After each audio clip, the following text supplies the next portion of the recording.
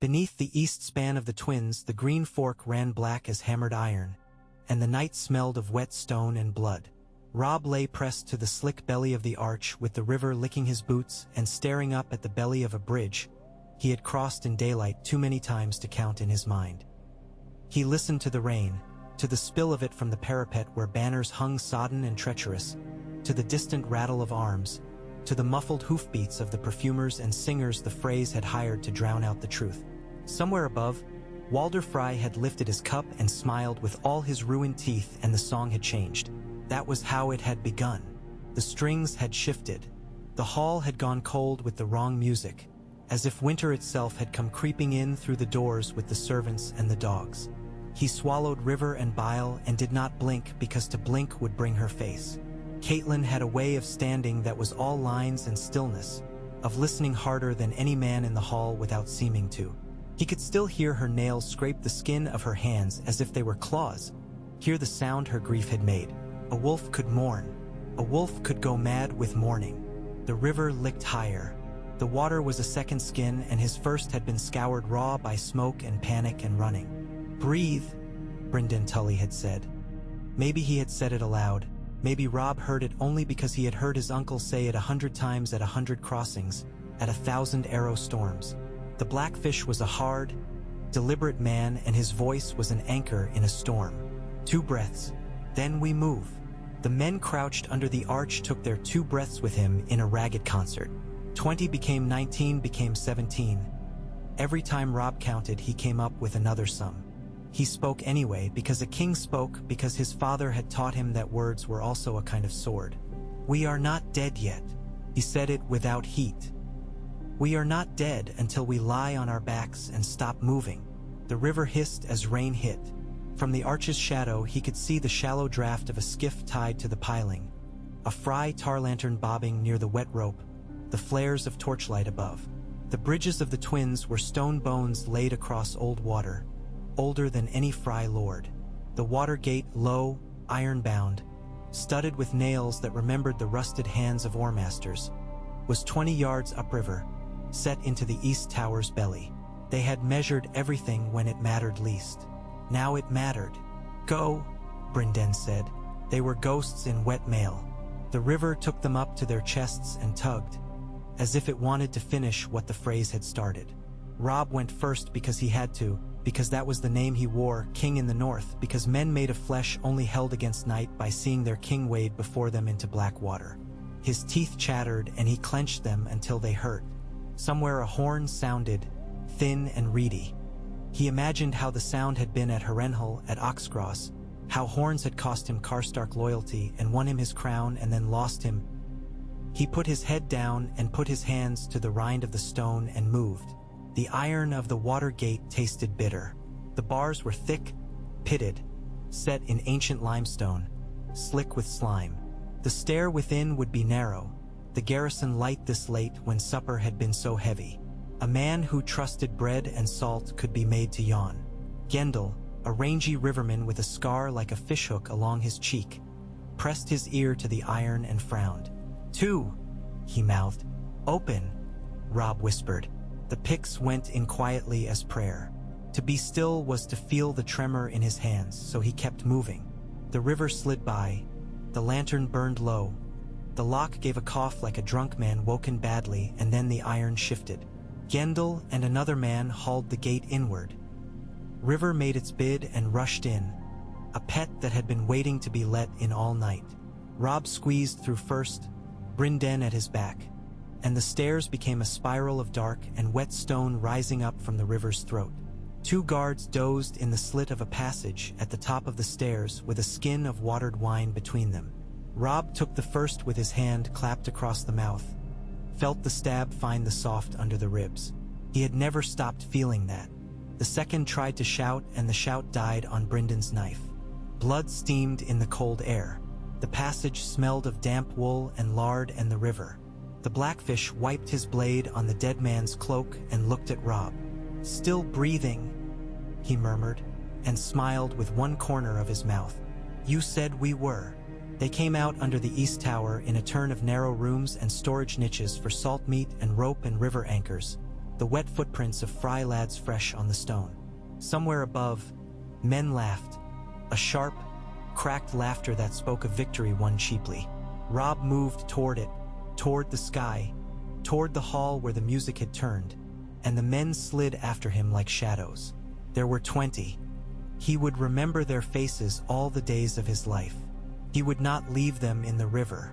3 corners, a flight of steps, a tapestry of a stag being pulled down by hounds, and then the corridor that ran like a spine along the inner wall. Brinden took the last torch from its bracket and killed the flame with a pinch before crossing. Light was a herald, and they wanted no herald but the dark. At the corridor's end a door stood open, and beyond it the hall's side aisle yawned. He could see the long tables on their sides like overturned boats, the flags stripped, bread crusts ground into wine and blood. His heart stuttered, then stumbled. In the far corner, by the dais, a pale hand lay palm up among the rushes. He had known that hand since before he had a name. He did not move to it. The world narrowed until there was only the door. Beyond it, men. He drew breath, and the men behind him set their feet. They came through like a blade through cloth. The hall had emptied. The sound of fighting had moved outward onto the bridge and into the courtyards where the Freys had penned the Stark and Tully men in wagons and sheds and under the cold sky. The few that remained were drunk with slaughter and taken unawares when shapes rose from shadow and flew at their throats. Robb heard his own voice and did not know it at first. Said his name. Said his father's name. It said a word that was not a word but a sound that wolves make when their den is taken from them. Men died. Men tripped and died as if the hall had decided to throw them down. Brinden's sword moved with the economy of a river. No flourish, only the exact force necessary to carve a path. Robb reached the dais at a run. The hand in the rushes did not move when he passed. He stepped up, set his palm on the rim of Walder Frey's overturned chair and pushed it upright. It made a small, silly sound. On the table beside it lay a circlet of bronze worked with dire wolf heads, his crown, and a goblet with a ring of greasy fat around the inside. He took the crown and did not put it on. His hair was slick with rain and blood, and there would be time for crowns if there were any time at all. "To the bridge," he said, and the word carried. "To the bridge, to the pens. Free our men. If you find Freys, bind those who drop their swords and kill the ones who do not. No women, no children, no old men. We are not the Freys." It was a thing to say that felt like a plank beneath his boots. He would hold to it. They went. Robb found the chapel door on the side and pushed through, and in the chapel the air was cold and the lamps burned low. A carved trout swam in sunlight cut in stone above the altar. He knelt just inside and did not think to whom. He did not ask for vengeance. He asked for steadiness of hand and sight, for the strength not to become something he despised. When he stood again, the breath in his lungs was his own. It took until second dawn for the eastern tower to be quiet. A ragged trumpet sounded across the water from the western bridge. The western tower was fighting still. Robb led men to the gatehouse that faced the causeway and looked down the long strait of bridge. It was red with torches. At the far end, a cluster of heavy men-at-arms stood around a mound of moving darkness. Knots of Northmen driven to their knees, bound with rope. A man in a pale cloak stood among them, tall, with a pin at his throat that Robb had once thought a friend's mark. Roose Bolton's face was a thing carved from old wood. The rain came harder. Brinden looked at Robb with the weary, frank appraisal of an uncle who had thrown too many dice that night to pretend any longer. "You could take a parley," the Blackfish said softly. "His knife point is longer than ours at the moment. He has his hostages, and that because we came up from the river and not down from the sky. We can hold this tower. We can bleed them out. Or we can take him," Robb said. The thought was cold and clear. He will not expect to be taken at dawn, with the rain and his belly full of wine. Brinden grunted something that might have been approval, might have been resignation. "Then let us show Lord Bolton the dawn." It was a poor dawn, all flat ash and wet iron. The rain made threads off the bridge's teeth. The river lay under it like a blade. Roose Bolton did not wear a helm, and the rain made his hair lie in thin gray strands against his skull. The men around him shuffled and coughed and looked up at the fry windows as if they could see through stone. Robb walked alone onto the bridge. He took neither banner nor guard with him. Some things a king had to do with his own skin. The first arrow came from the east parapet, high and anxious. It skipped along the stone near Robb's boot and sparked. Robb did not look up. He kept his eyes on Roose Bolton. The second arrow was better, a true line, and Bryndon's voice snapped. The tone of a man who had spent a lifetime teaching sons and nephews to mind their heads. And two men on the parapet hauled down the archer like a sack of offal. Robb raised his empty hands when he stopped 10 paces from Bolton and held them out so any watchman could see there was no knife. He had a knife. He did not need it in his hand yet. "Robb Stark," Bolton said, as if naming a corpse dredged from a frozen river that had washed up inconveniently at his gate. His voice was mild, and the rain glanced from his cheek as it might from oiled leather. "You escaped death a second time this week. One wonders how many deaths you have saved up in your purse." "A few," Robb said. He kept his voice quiet. He could feel the full length of the bridge behind him and the bowels of the towers on either side. He could see the men bound at Bolton's feet, how their shoulders were hunched against the chill and their eyes had that gone look. "Hoary old gods must be bored with me. Let them be bored another day." Bolton's eyes were the pale of old ice and as quick to melt. "This place is ours," he said, "and yours is a stubborn band of ghosts. Lay down your gaudy circlet and your claim, and I may be moved to be merciful." "You mistake the words," Robb said. He felt the stillness that came before action, the thin strain before a bowstring sings. "Mercy is when men who have done wrong are spared what they deserve. I am not here asking for mercy." "No," Bolton said. "You are here because you cannot bear to die in a ditch like the others. You killed my people under my banner after bread and salt." The rain made a steady curtain between them. "I will not die to you with your knife in my back. I will take it from you and hand it back to the fry that paid for it, and then I will make a pyre of your cloaks and your talk." Roose Bolton tilted his head the smallest amount, like a bird that is not sure if the glint under the leaves is a worm or a trap. Then he drew his sword very deliberately. Robb moved when his hand moved. He did not reach for the sword at his hip. He reached toward the stone lip of the bridge and pressed his palm to it as if he were testing if it were real. The slickness he felt there was tar where a mason had patched a crack. He had sent men in the dark against the eastern parapet not to seize it but to loosen the stones under 2 tarred caps. The gouges were small and neat. Now he shoved. The first cap came away with a sound like a cork pulled from a bottle, and the second with a grunt. And the chunk of parapet between them, already slyly sawn, lurched and fell away into the river. The gap yawed suddenly wide. Bolton's closest men stumbled. A horse shrieked from terror as one hoof slid into emptiness, and then beast and man fell and vanished into broken water. Robb's men had been waiting. They rose on both sides from behind low roofs and carts and the twisted wreckage of the night's treachery. Hooks flew, ropes snared. A net of rough hemp that had been hidden under ale casks unfurled between 2 carts and took 3 men in a tangle at the knees. The bridge, too narrow for formations, too slick for a clumsy man to recover, became a trap of angles and elbows. Robb stepped in. He had no thought for glory. He had the thought only that there must be movement, and that if he did not make that movement there would be none. Bolton came at him with a neat, almost lazy economy that belied his face. Robb met him and felt the jar in wrist and shoulder as if a smith had struck hammer to his bones. Bolton liked to cut men on the edges. Robb had learned that from watching, from the stories of the Whispering Wood and the Green Fork, from men who had fought alongside him and did not mind saying in quiet voices how he preferred to let others expend themselves while he made a fine, precise slice in the place it would ruin them. Robb gave him no edges. He pressed straight in. He was taller, younger. His chest felt like a bell that had been struck too often. He set his left hand against Bolton's sword arm when it came and butted with his shoulder. The man's breath left him in a small, indignant noise.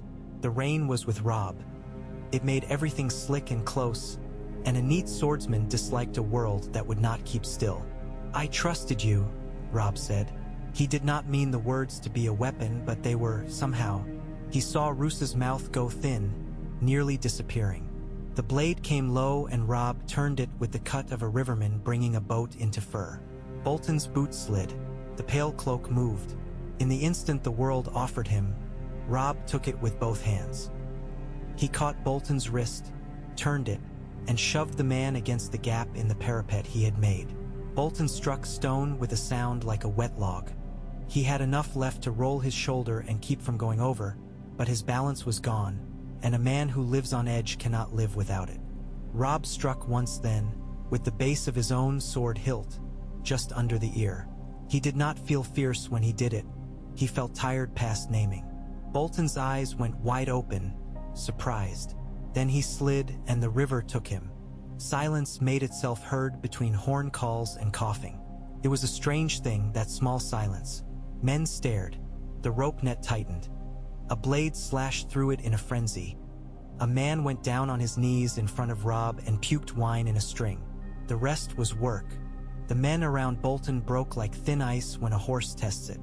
Some flung down their weapons at once. Some fought with sudden courage now that their backs were to black water. It ended as such things end, which is to say that enough men fell and enough others chose not to. By full daylight the bridge was theirs and both towers were theirs. The Freys in the western tower had fought more gamely, as if the river gave courage in one direction and took it in the other.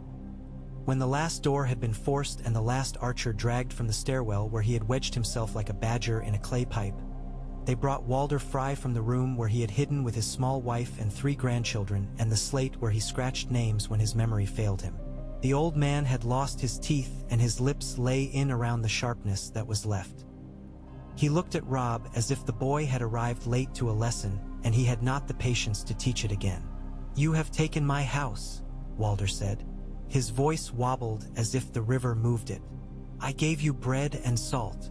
You gave me that and then you took something back," Robb said. He felt a calm so deep it felt almost like standing under ice. "Do you want the word for it? The word is murder." "War," Walder said, and his mouth smiled without either mirth or anything like it. "War is the word that makes murder into a song, boy. You broke the oath that would have made you part of me. Your mother begged like a washerwoman. Your men pissed on my floors. I am old. I am owed." Brynden stood to Robb's right and Keir of Barrowton to his left with a broken haft in his hand. There were others, the ones who had waded up from the river with him, wet and fierce and quiet, and those they had freed who looked at him like a rope thrown to a drowning man. In the corner, Gendel sat on a stool, clutching at the cut in his thigh while a healer bound it. There were 4 little children in the room with Walder Frye that Robb could not ignore. They stood together, hands clasped, swallowing their fear so it would not show, as if any sound they made would invite wolves. Children did not choose names for wars. Children did not choose song. "No women," Robb repeated gentler. "No children. They go free, with bread and a mule and a flag of truce. They will ride south and they will be given safe way. Any man who lays a hand on them answers to me." Walder Frye stared. His lips trembled once, a fractional movement like a tremor in old bone. "And me?" he whispered. Robb looked at his uncle. Brynden returned the look steadily. The Blackfish had killed too many men to lie well anymore. He would carry what needed carrying. He would not ask his nephew to. Robb remembered his father in snow, the set of his mouth when he had swung the great sword. "The man who passes the sentence should swing the sword," Eddard Stark had said, in a voice as simple as a frost-covered field. Robb had been a boy then, wrapped in fur and excitement, and the words had been a boy's words. Now they sat in him like something grown into place long ago. He said, "I passed the sentence." Walder Frye did not beg. He did not spit. He stared at the floor and then at the river through the narrow window, and he nodded.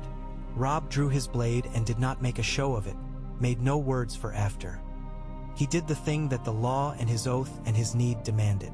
When it was done, it was done. He stood for a time afterwards looking at the little river under the stone, and it seemed to him that the green fork ran with a new kind of color. He allowed the men an hour to howl. Some did. Some sat quietly and mended their harness and stared at their hands.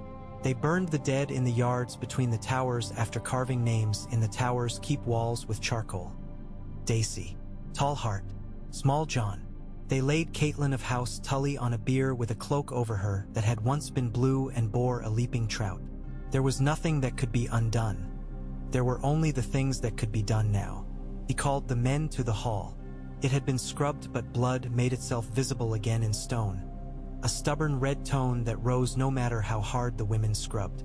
The men filled the benches on both sides. There were rivermen with coats of mud and ash, Northmen with eyes like weather and beards full of water.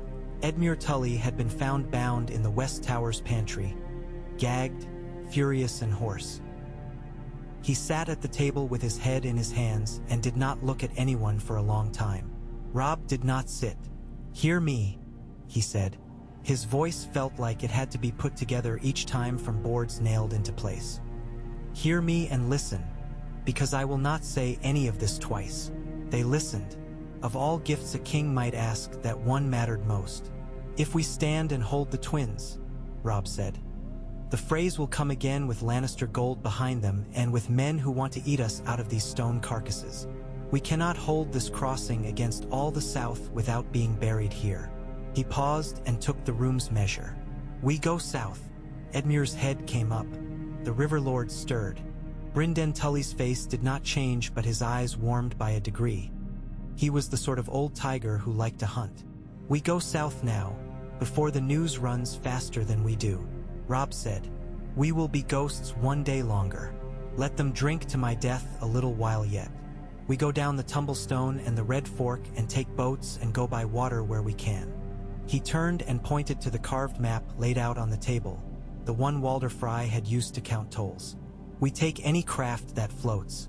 We paint them the colors of Rosby and Duskendale and Hayford. We are grain and salted fish for the city. The Blackwater stinks of this late summer's rot. But hunger will make blind men out of watchmen, and the gold-cloaked captain who asks too many questions will find a knife at his ribs. We will slip in under their noses with river mud on our cheeks and open the gates." There was a silence with a taste in it like lightning. Keir of Barrowton said, carefully, "The city, my king?" "The city," Robb said. He saw it now the way the river shows you the shape of a thing submerged if you stand still long enough. The soot on the mud gate where wildfire had licked it a year ago, the smell of tanners in Leather Row, the bells of Baylor's September still cracked from the sack of ages ago, the thin faces of children who stretched their hands for crusts and the tilted heads of rich men who liked to watch them beg. He did not love cities. He did not love the thought of what they must do. But the Iron Throne was a machine that had ground up his father and mother both, and he could not leave it to go on grinding his sisters and his people. "We will take King's Landing," Robb said. "Not to keep it. I have no throne there to sit. We will take it to cut the hands that do harm. We will take it to force the lords of the South to look at us and see something other than a boy on a wolf's back far away. We will take it because the men who ordered the slaughter under our banners drink there, and because the city's garrison will be the weakest now, with half its strength off chasing storms in the Stormlands and the Reachmen fat and sure in their tents along the Rose Road. We will be summer thunder. We will be there and then gone. We will take what we need to feed our people on the road north, and we will break what must be broken, so that when we go north again we are not dogs in flight but wolves with blood on our teeth and the taste of victory in our mouths." He expected argument. He got some. The River Lords spoke of their fields and their kin. The Northmen spoke bluntly of exhaustion and of winter and of the fact that boats made them sick. Robb took it all and did not flinch. When it came to him to speak again, he said, "I will not ask you to die for a fool's errand. If this is a fool's errand, then I am the fool. But I am your king, and I am a son whose mother lies under a cloak because of what was done in that city. Cannot leave it. If any man will not come, I will not name him craven. I will ask only that he protect the crossing here for 12 days, then burn these towers to their bones and ride for home." No one moved. Edmure lifted his head, and in his eyes the grief was an animal swimming. He looked at the map and at Robb and then at his uncle, and finally he nodded once, sharp as a cut. "We go," he said hoarsely. "For Cat." "For the north," Keir of Bar. Roten said.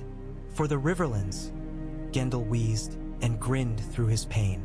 For the trout that bite fry toes when they cross at night to piss in the other tower.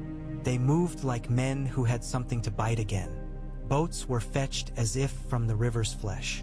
Oarmasters were found, the ones who knew how to read currents by the shape of a stream's foam at its edges. Girls who had slipped under nets to steal eels guided parties through side channels choked with reeds. The banners were rolled up or reversed. Men who had never lied had paint smeared on their cheeks and muttered the names of fish markets as if that would make them charmed. They left the twins with smoke beginning to leak from its old stone belly. They took with them only what they could starve on. Robb rode a chunky river horse with a mane rough as hemp. The blackfish glided along beside him like a knife that had seen too many whetstones. Edmure glowered and then began to talk as if he could fill a river with words and move it with those words to wherever he needed. Robb let him talk. Talking was better than the silence that would bring faces to mind that he could not see without wanting to walk into the water and not come out again.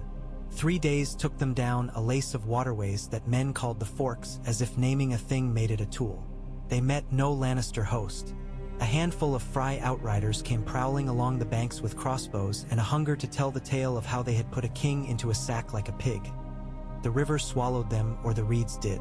Robb slept in snatches under the humped roofs of barges and woke with his neck aching and the taste of iron under his tongue. He dreamed too much of bridges. At Duskendale, the salt in the air made his skin feel tighter, as if he had been wrapped in a new hide. The gulls screamed. Men swore the city watch had been bribed to look the other way since the Age of Dragons. Robb had no coin to spread.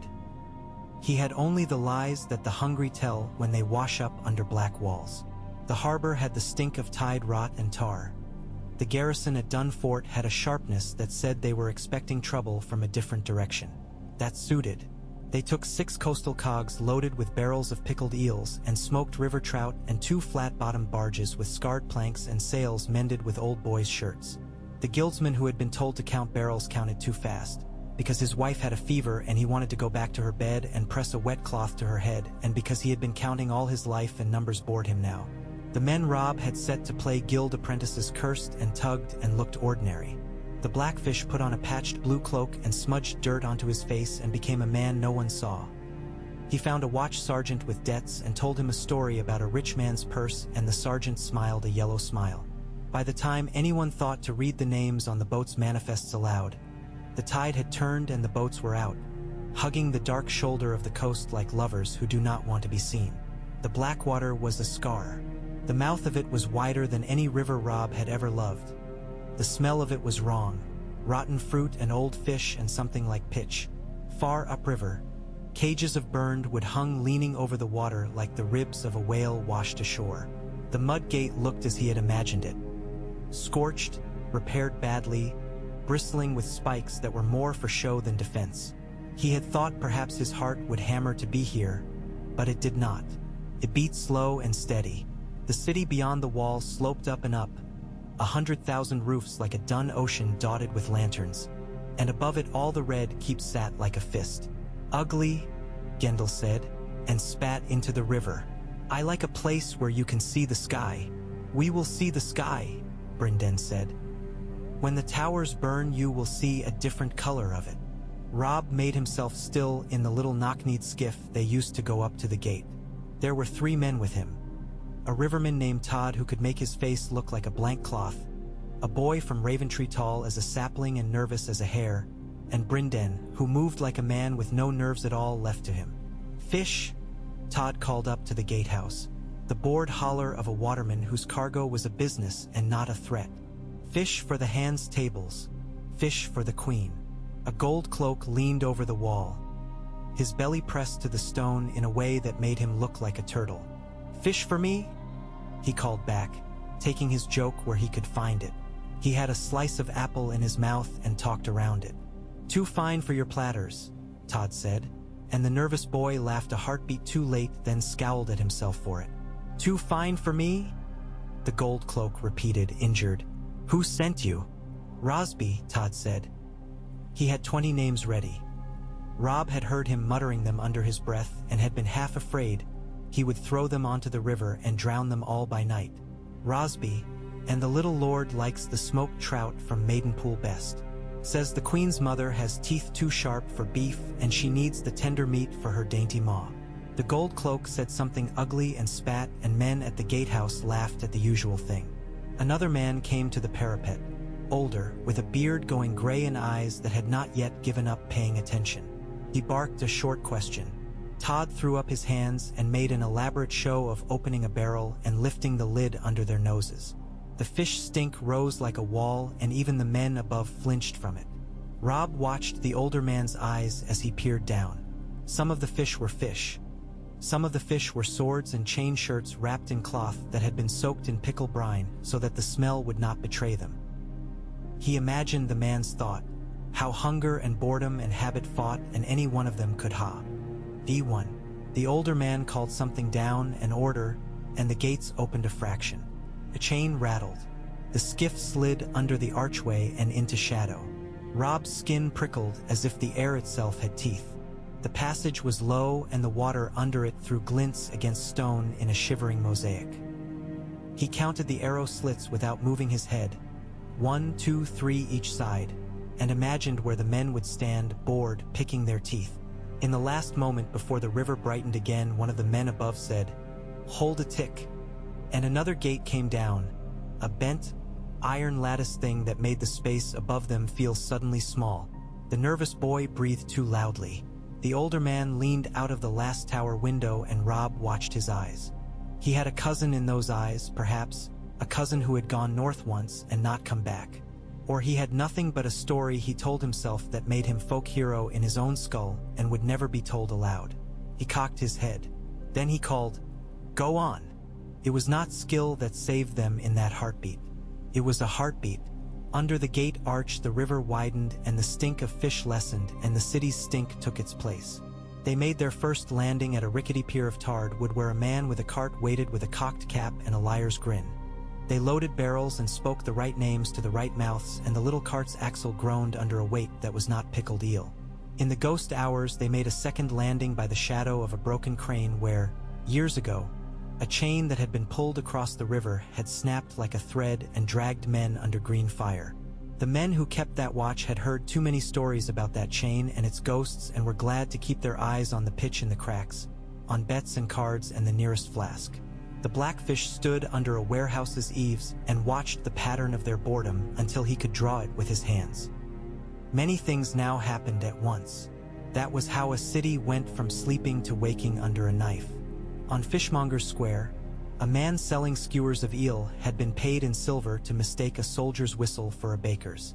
A woman who had once carried candles to Baylor September on name days took a small oil lamp and set it beneath the lintel of a door on the street that ran from the mud gate to the hook, and the oil in that lamp had been thickened with tallow and something else that made it burn hotter than oil should. It began to smoke like a cheap kitchen fire. Smoke made men cough. Men who coughed turned their heads. A boy of 9 with a wet nose sat down on the steps of a guild hall and cried very loudly about his lost mother, and 2 gold cloaks, who had themselves been lost at 9, once walked him 3 streets out of their route to find someone to feed him.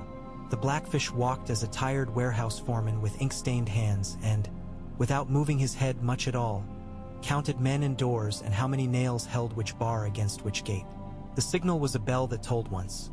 A bell no one listened for because bells tolled all the time in cities, and a single toll meant someone had fallen off a ladder or a child had been born or a loaf had come out too early, and the baker swore. Then the carts moved. 3 carts, smelly, ordinary, painted the faded yellow of Rosby, rolled toward the gatehouse, creaking as if apologizing for their own age. There were barrels on them. There were men walking beside them with poles to lever the barrels into place. There were no guards worth counting because guards had to sleep and eat like other men, and too many had been marched out that week to swell a lord's procession toward some hayfield or other, and because gold cloaks could tell themselves any story that let them keep their dinner. At the gate, the older watch sergeant scratched under his arm and looked at the carts and saw what he expected to see, which was fish. He went to lift a lid to prove the world to himself, and Robb said, from the shadow beside the cart in the voice of a nobody, "Mind your fingers, sir, these ones bite." The older man grunted. It was not humor. It was a small concession to the bargain men make with the world to keep going. He lifted the lid a crack. Fish. He dropped it. The first barrel was rolled off and into place against the inner gate's crank. It should have been heavy and was.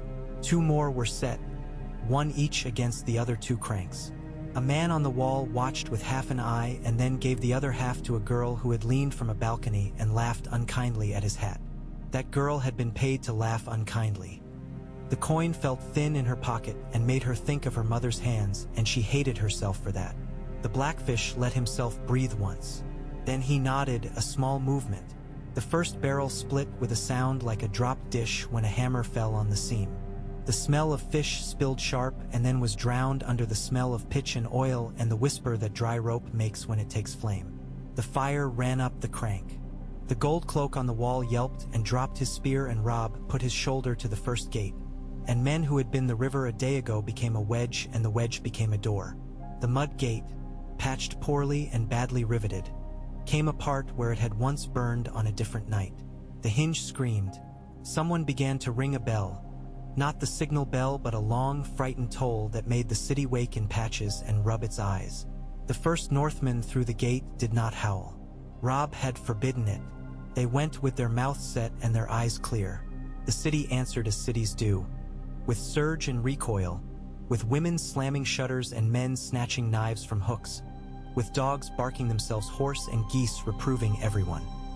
The gold cloaks came in clumps, brave in the way men are brave when they have not been asked to be brave too often. They charged A&D were met and pushed back. Swords in tight streets are a challenge. Spears are better and clubs better still. Brynden Tully fought with a short spear whose shaft shone with oil, and it was a marvel to see, but marveling had to wait. Robb went up the street with 12 around him and looked not at the faces on either side but at the corners and the roofs and the sun beginning to think about the day. On the second street a cart had overturned and fruit rolled everywhere. Plums squashed in purple gore under boots. A boy tried to dart forward to snatch one, and a woman dragged him back with a hand on his hair. She looked up and saw Robb, and her mouth made an O and her hand's grip loosened because she saw that he was young. Too young. And that shook something in her because she had a brother who had not come back from some road or other, and he had been young too. Robb did not see any of that. He saw the slope of the street and the gutters and whether they would run with oil if someone poured it. Lines of men formed where there was space enough to form them. Doors barred. Knots of gold cloaks tried to make walls in alleys. Robb's men did not jam themselves against those knots. They climbed. A riverman went over a gate as if the gate had been made for it and unbarred it from the other side. A quiet big man from the barrows broke a door with his foot, not to enter, not to plunder, but to find the other door of the courtyard and unbolt it, turning walls to corridors. A woman in a thin dress spat in Kier's face, and he bowed his head to the spit and then pointed the way to a cellar where a boy with a sword too big for him and his father's pride waited to make a stand. They took the sword away gently and pointed the boy toward the roof with his mother. By mid-morning the mud gate was theirs, and the hook above it walked with their feet. Above the city and its fires the red keep sat, aloof and red as heart's blood. The bells of Baylor's September had joined the chorus now. They made a sound that rolled through the streets like a wave. The sound had a memory in it. People flinched because they had flinched to that sound before. Robb looked up at the hill and the sprawl of the city around it and thought, now we must be careful. On the hill, the courtyards before the Red Keep were a chessboard. Men who had never learned chess liked to step on all the squares at once. Robb held the men at the foot of the climb. He sent runners to the Iron Gate and the River Gate with orders to hold, no matter what coin the city put in their ears, and to send him news every time they breathed. He sent a 500 up to the Ratstone to set ladders if they could. He sent the rest to take the old potter's yard under the keep's southern face and hold it with their teeth. He waited, which is the crueler half of war. Time changed. It widened and thinned. The sun moved and did not move. Runners came and went like sparks. A party from Flea Bottom came up with a cart full of shutters and shields, and the idea of being brave, and Robb looked them in the eyes and said, "Not now, not here, go to the river, fill casks with water, and bring them where the smoke is darkest." And one man cried because he had wanted to die with a sword in his hand, and now he had to live with a rope on his shoulder, and the boy with the cart's handle in his hands looked at Robb as if he had handed him a pardon and a duty both. Someone was screaming. That was a fact, as the sun was. The scream was from the hill, from a woman's throat. It cut through stone and across the air and into the bones. Then the bells swallowed it and the sound of men replaced it. Inside the Red Keep, Cersei Lannister stood before a long table where maps lay like skinned hides and put both hands flat on the wood. She had a wine cup near her but did not drink. She had not slept well in months and her face was a lovely ruin of pride and rage. She turned when the boy came in. Joffrey wore scarlet like a wound and his crown had shifted so that the point stabbed his hair. He was excited in the way small boys are excited when they light a beetle on fire. The child inside him laughed and the man he wanted to be strutted on legs too thin for the step. "They've come," he said, nearly choking on it. "The wolf boy, the traitor. The traitor is your head, if you do not hold it still." Cersei did not raise her voice. "Where is your grandfather?" "At the Rose Road camp, mother," Joffrey said, aggrieved, as if she asked him where he had left his shoes. "He has gone to break the lords of Tarth and Estermont and their muddy stormmen once and for all." He put his hands on the table and leaned over the map, his fingers blurring across tiny drawn hills. "We have guards. We have wildfire." "Wildfire?" Tyrion Lannister said from his seat in the shadow of a pillar, and smiled without humor. He had scars across his face from his father's war and from his own. He did not touch them now. He had a sheet of numbers in his hand because numbers were something that had not yet learned to lie so extravagantly as men. "We have a little wildfire. We do not have a city to burn to save it, unless you would like to mimic our dear dead King Aerys and leave songs for your grandchildren instead of grandchildren." Joffrey's mouth twisted. "Uncle, you are tiresome," he called to Ser Meryn Trant without turning. "Bring me that wretch Sansa. I would have her watch when the wolf is hanged from the walls." Cersei's gaze flicked to Tyrion and then back to her son. "You will do no such thing," she said. "You are a king, not a dog scratching. You will command men to do their work." Then she lifted her voice. "Sedosmund, fetch your brothers. Ring the gate chain. I want spikes in every entrance that can take them and oil in the cauldrons on the eastern wall." "Where is that pale little man from the alchemists?" "Gone to his gods," Tyrion said. "They do not answer any faster for the calling." Cersei moved to the wind. Ow! The city was a living thing. She looked at it as one looks at a creature that does not love you and must be fed anyway. Somewhere down there people she would not think to piss on were tearing each other to reach a door that might not lead to anything. "They will not hold," she said. "They are tired and fat and too many love coin better than flags. We have never paid them enough to buy all their loyalty. And we never will," Tyrion said and folded his hands. "So we persuade them by other means." "Fear," Joffrey said, eager. "Food," Tyrion said. He did not look at Joffrey. He looked at his sister. "We have cellars stocked to make a siege story for minstrels. Open 3. Let the gold cloaks oversee it and tell the city they eat from the king's table while he fights. Let the kitchens roast beef loud above the gate. Smell is a kind of flag." Cersei's eyes narrowed. "You would feed wolves." "I would feed men who are told they are wolves and might forget it long enough not to remember the ways in which we have harmed them," Tyrion said, and smiled and could not help it when the smile hurt. He stood. "And I would speak to the man at the base of my steps with his sword in his hand as I would speak to a man at a levee with a pen, which is to say, as a man." "You would go down there?" Cersei's voice had a thin line in it. "Terror, yes, and contempt, and something like a sister once. You will be cut to pieces, and they will feed your short legs to their dogs." "You have always had a gift for the sweet," Tyrion said. "Send Sansa to her chambers, Ser Meryn. Lock her there. No, send her to my own rooms. If the city falls, I will have her under my eye." "She is your wife," Cersei said. "That is one of our poorest jokes." "She is a Stark," Tyrion said. He lifted a roll of parchment from the table and thrust it into his belt like a blade. "And I would rather die with a Stark counting my breaths than with a Kettleblack counting my coin." He limped down toward the stairs. Sansa did not know the shape the day had until the bells told it to her. She had been sitting at the window that gave on a courtyard where 2 orange trees grew stunted under the wind and reading a book with words that would not sit still because her mind would not. When the bells began to toll in that long way that meant a king had died or a city burned or that something bigger than hunger had arrived, she stood up. It was strange what she thought of. The smell of cinnamon from the cakes they had given Arya on her name day when Arya had been small and had hated them because she wanted meat and swordplay instead. That memory made her dizzy.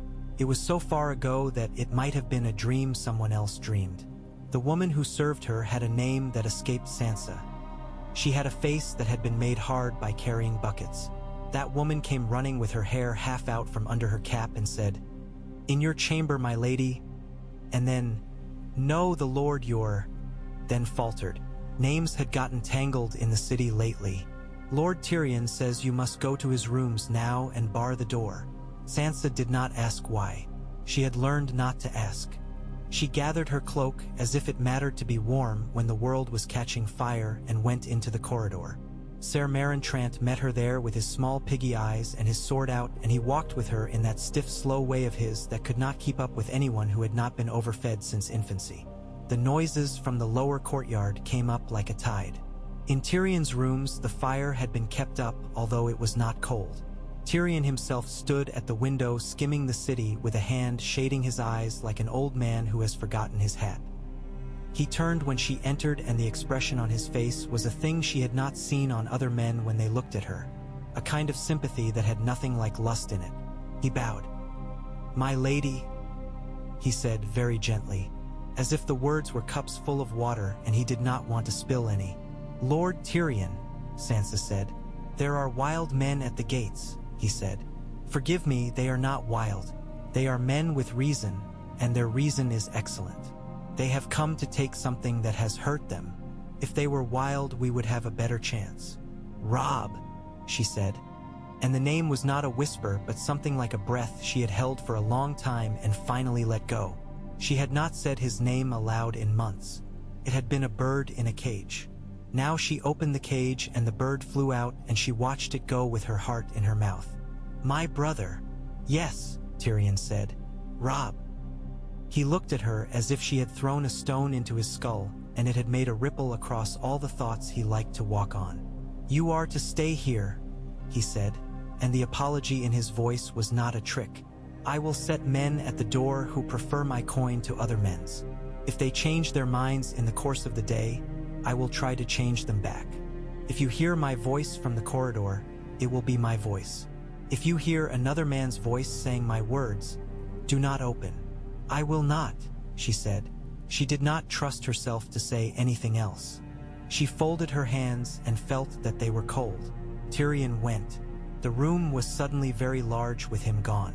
Sansa stood at the window and watched smoke breed. The air smelled like a festival where the cooks have gotten drunk. She pressed her hands against the stone to feel the city's pulse in it, and tried not to think of her mother and the bones of a hall and the song that had changed its tune mid-verse and made her heart break while she smiled for fear of showing teeth. On the hill, the gates of the Red Keep were iron and thick and had been mended twice from battles no one now sang about. Robb stared at them with the dull interest of a man who has not eaten and has no hunger left. He was very tired. Tired men make mistakes. He catalogued his tiredness like a general counting regiments and then set it aside. "Oh, fire," he said when a man offered him a torch and a wine jug both. "Oil will burn down, and then we have an oven. We do not bake kings." He sent men around the base of the keep to test small doors and drains. He sent archers to pluck at silhouettes in crenels until the archers above learned to keep their heads down. It came down to the same simple equation as battles always do: one locus of force pressing on another until one gives. If men had enough rope, they could move mountains. If men had enough hunger, they could move kings. Robb did not like sums, but he knew this one. He set ladders and waited until enough teeth had sunk into the walls, until the world above and the world below were bound together by resolve that could be climbed. Then he went up. He did not pretend this was about his sister, because he did not know whether she was here or whether she lived or whether anything of any old thing lived that could be mended by a brother's hand. He went because if he did not go, then all that had happened in the hall at the Twins would remain happening forever, like a man who cannot wake from a nightmare. There is a way of stepping onto a ladder in armor that does not break your own ankle. He footed it and climbed. His hands found rungs. His stomach learned to stop flinching at the open air. The wall came quick at the end, the line of stone that cuts the world into before and after. He hooked his elbow and slid his torso over, and the breath left him with the drag of a fish pulled over a gunwale. The man who met him at the top thought he had surprised and died with that knowledge. There was something almost merciful in sparing him the embarrassment of the alternative.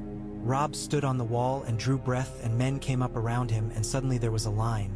And then there were lines that were not. They pushed. The corridor along the wall was narrow.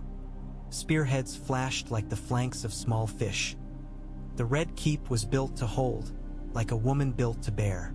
But men make clever, nimble things of chance when they have to, and a man lives inside a plan because he cannot help but do what the plan shouts.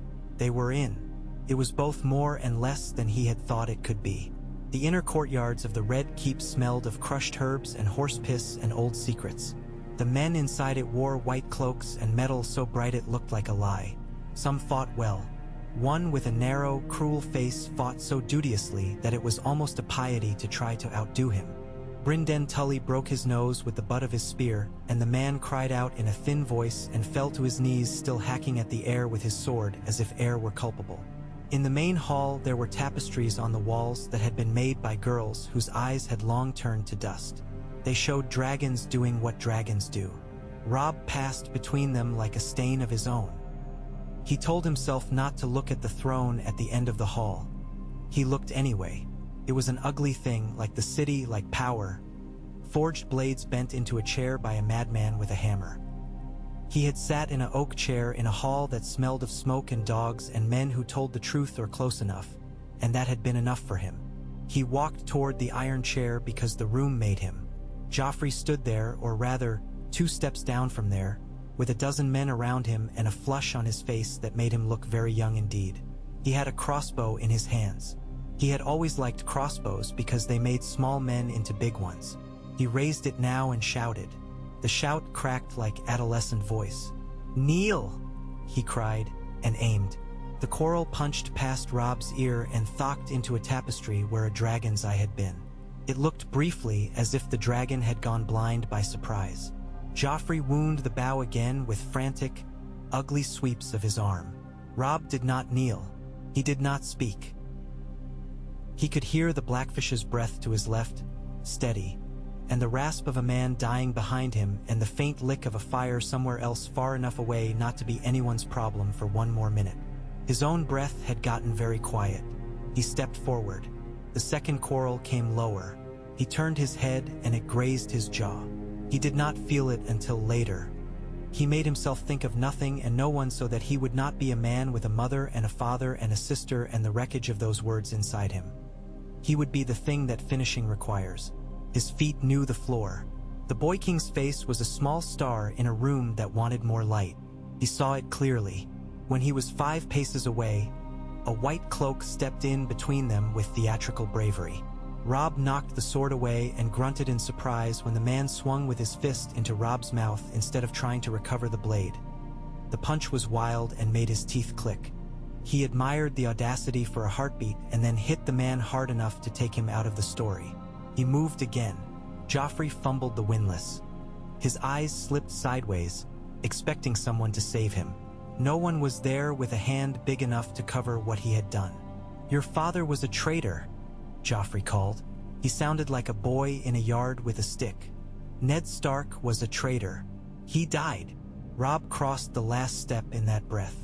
His hand took the bow from Joffrey's hands as a father takes a toy from a child behaving shamefully in the presence of guests. He did not strike him. Not then. He put the bow aside gently on the rung of the throne as if he cared for the wood. Then he put his hand on Joffrey's shoulder, and Joffrey jerked as if he had been stung. "You are a king," Robb said. "So am I. You killed my father." "It was the law," Joffrey said, and his eyes flicked back and forth, looking for someone to admire him. "He confessed." "He did," Robb said, and felt the world go very straight the way it sometimes does before snow. "Because he thought it would save his daughters." Okay, his hand away. "It did not." Joffrey's mouth made an O of contempt. "They are mine," he said. Everything is mine. He lashed out a small backhand. It struck Robb's cheek like the brush of a moth. There was a sound in the room like men drawing breath. Robb's father had told him long ago that war makes a man choose between two deaths, the death of the soul and the death of the body. He thought of that now. He thought of the river that had nearly taken him and the hall where the song had turned. "The man who passes the sentence," he said, and heard his father's voice under his own as if the words had been laid in his throat years ago, "should swing the sword." He drew his blade. He did not make it a spectacle. He did not raise his voice. He did not let Joffrey speak again. The sword came down and there was a thud of weight and the strange lightness afterward that men talk about when they speak quietly of these things and then do not speak anymore. A crown rolled a little. It made a sound like a bright metal coin struck against a gutter stone. Someone screamed. Then someone else. The room stayed. Robb turned. He did not look at the throne now. He looked at the men in it. The small ones, the large ones, the cruel, the merely frightened. He found a face among them he knew. A short man with hair like an elk's pelt and an expression that said that surprise could still find him even now. Tyrion Lannister stood very still with his hands empty and his eyes enormous and very shrewd. Robb nodded to him and then looked beyond him. "Where is the queen?" he said. He did not care to say the word mother in this room. "Where is Cersei?" No one answered at first. Then a man laughed. The shrill laugh of someone whose mind had run away from him and left him in a room might as well be on fire. A second man said, "The September," and the way he said it had too much relish. Robb moved in that direction without haste. Haste was for men who were not kings. The September of Baelor had a field before it where beggars gathered because sanctity had a way of attracting coins the way meat attracts flies. Today the field had men with swords in it, and a little knot of women who had been told to be quiet and could not. Robb did not like that sound. It made his blood feel thin. He mounted the steps 2 at a time and pushed the doors open. Inside, incense hung like fog and the light from the high windows came in like a handful of old coins. Cersei stood before the altar in a gown the color of blood that had been washed and washed. She had a knife in her hand. She had cut her palm with it and blood made a bright line across the lifelines of her hand. She turned the knife toward her arm as if she intended to score it there, and then she laughed at her own thought and drew it back. 3 septas huddled near her, whispering prayers that sounded like weeping. On the floor before the altar a child sat with his knees tucked under him and his hands folded.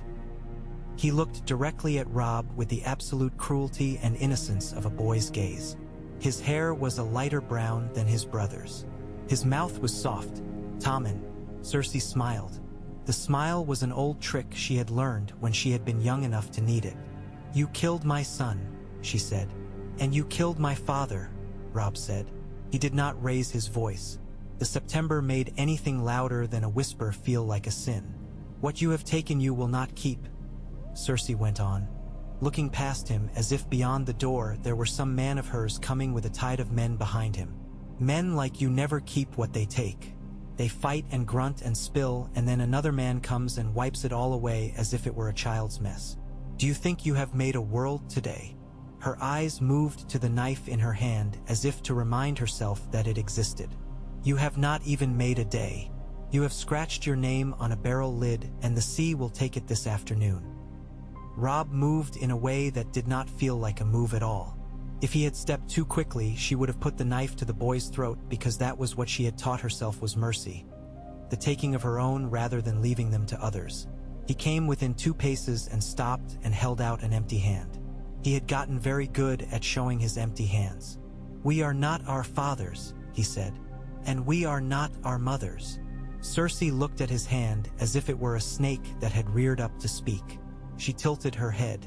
The knife turned a little. He could see her thinking. How lovely her thinking must have been once when it did not wind itself in thorns. He did not speak again. He let the silence sit upon them. Tommen rose slowly to his feet and moved in a small circle as if he were trying to decide whether to run or to sit back down.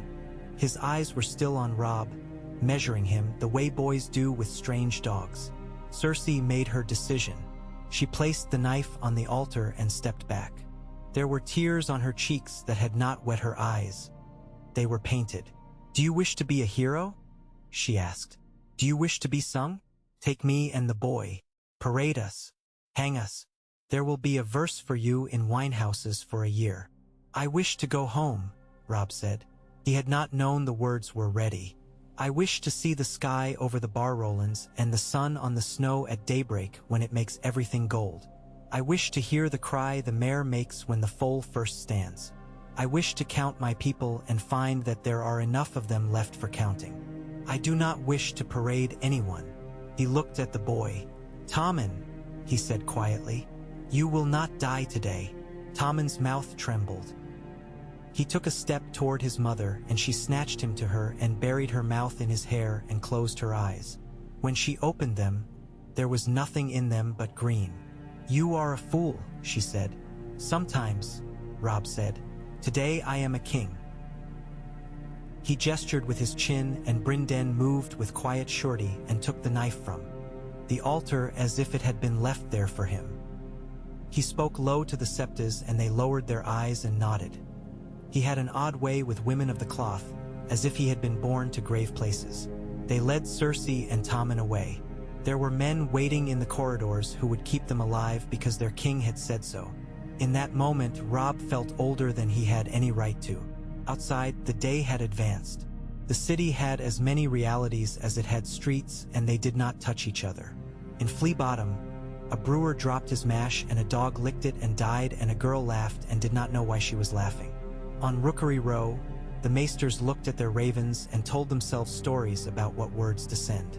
On the Hill of Rainey's, people told each other the gates were broken and the wolves had already put their heads into the kitchens.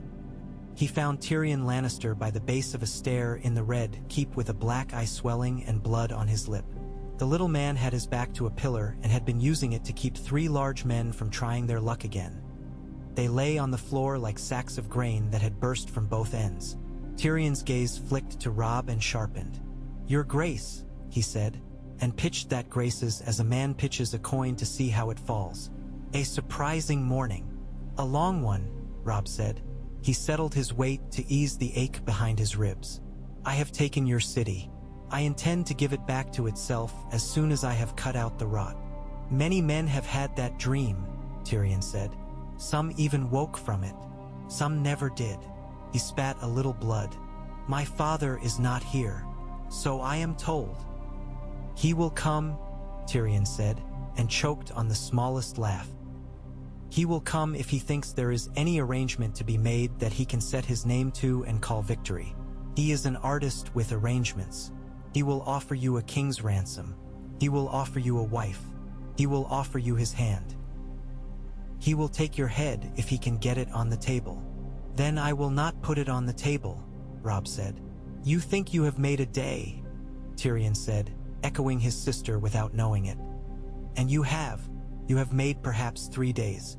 I suppose that is more than most men ever do. In those 3 days, do you intend to hang me or use me?" "Use," Robb said. He had not thought it until the word came, and then it was obvious. "You will show me where this city keeps its food and who controls the keys to the storerooms. You will tell me what men the Goldcloaks truly obey. You will bring me the blacksmith who has been melting down my father's sword, if that is what he has been doing." Tyrion flinched. "That is my father. Then I will take it from him in the field," Robb said, and did not let the thread of anger in his voice thicken. "I will not burn this city. I will not rape its women or gut its children. I will not do what was done to me in a hall where bread had been served. But I will have the men who ordered that, who smiled for it. Bring them. Some of them are already dead," Tyrion said softly. "It is always that way. The worst go first and are replaced by the ones who are more careful and, thus, sometimes worse." He looked up at the throne above them that had the wrong kind of light on it. "You do not wish to sit. I do not wish to sweat on those swords," Robb said. "If I could melt them, I would make plowshares and spades of them." "I believe you," Tyrion said, and the words had a strange heat to them, like something that had not been lit on purpose and now burned anyway. "But belief is cheap. What coin will you spend to tell this city what you are?"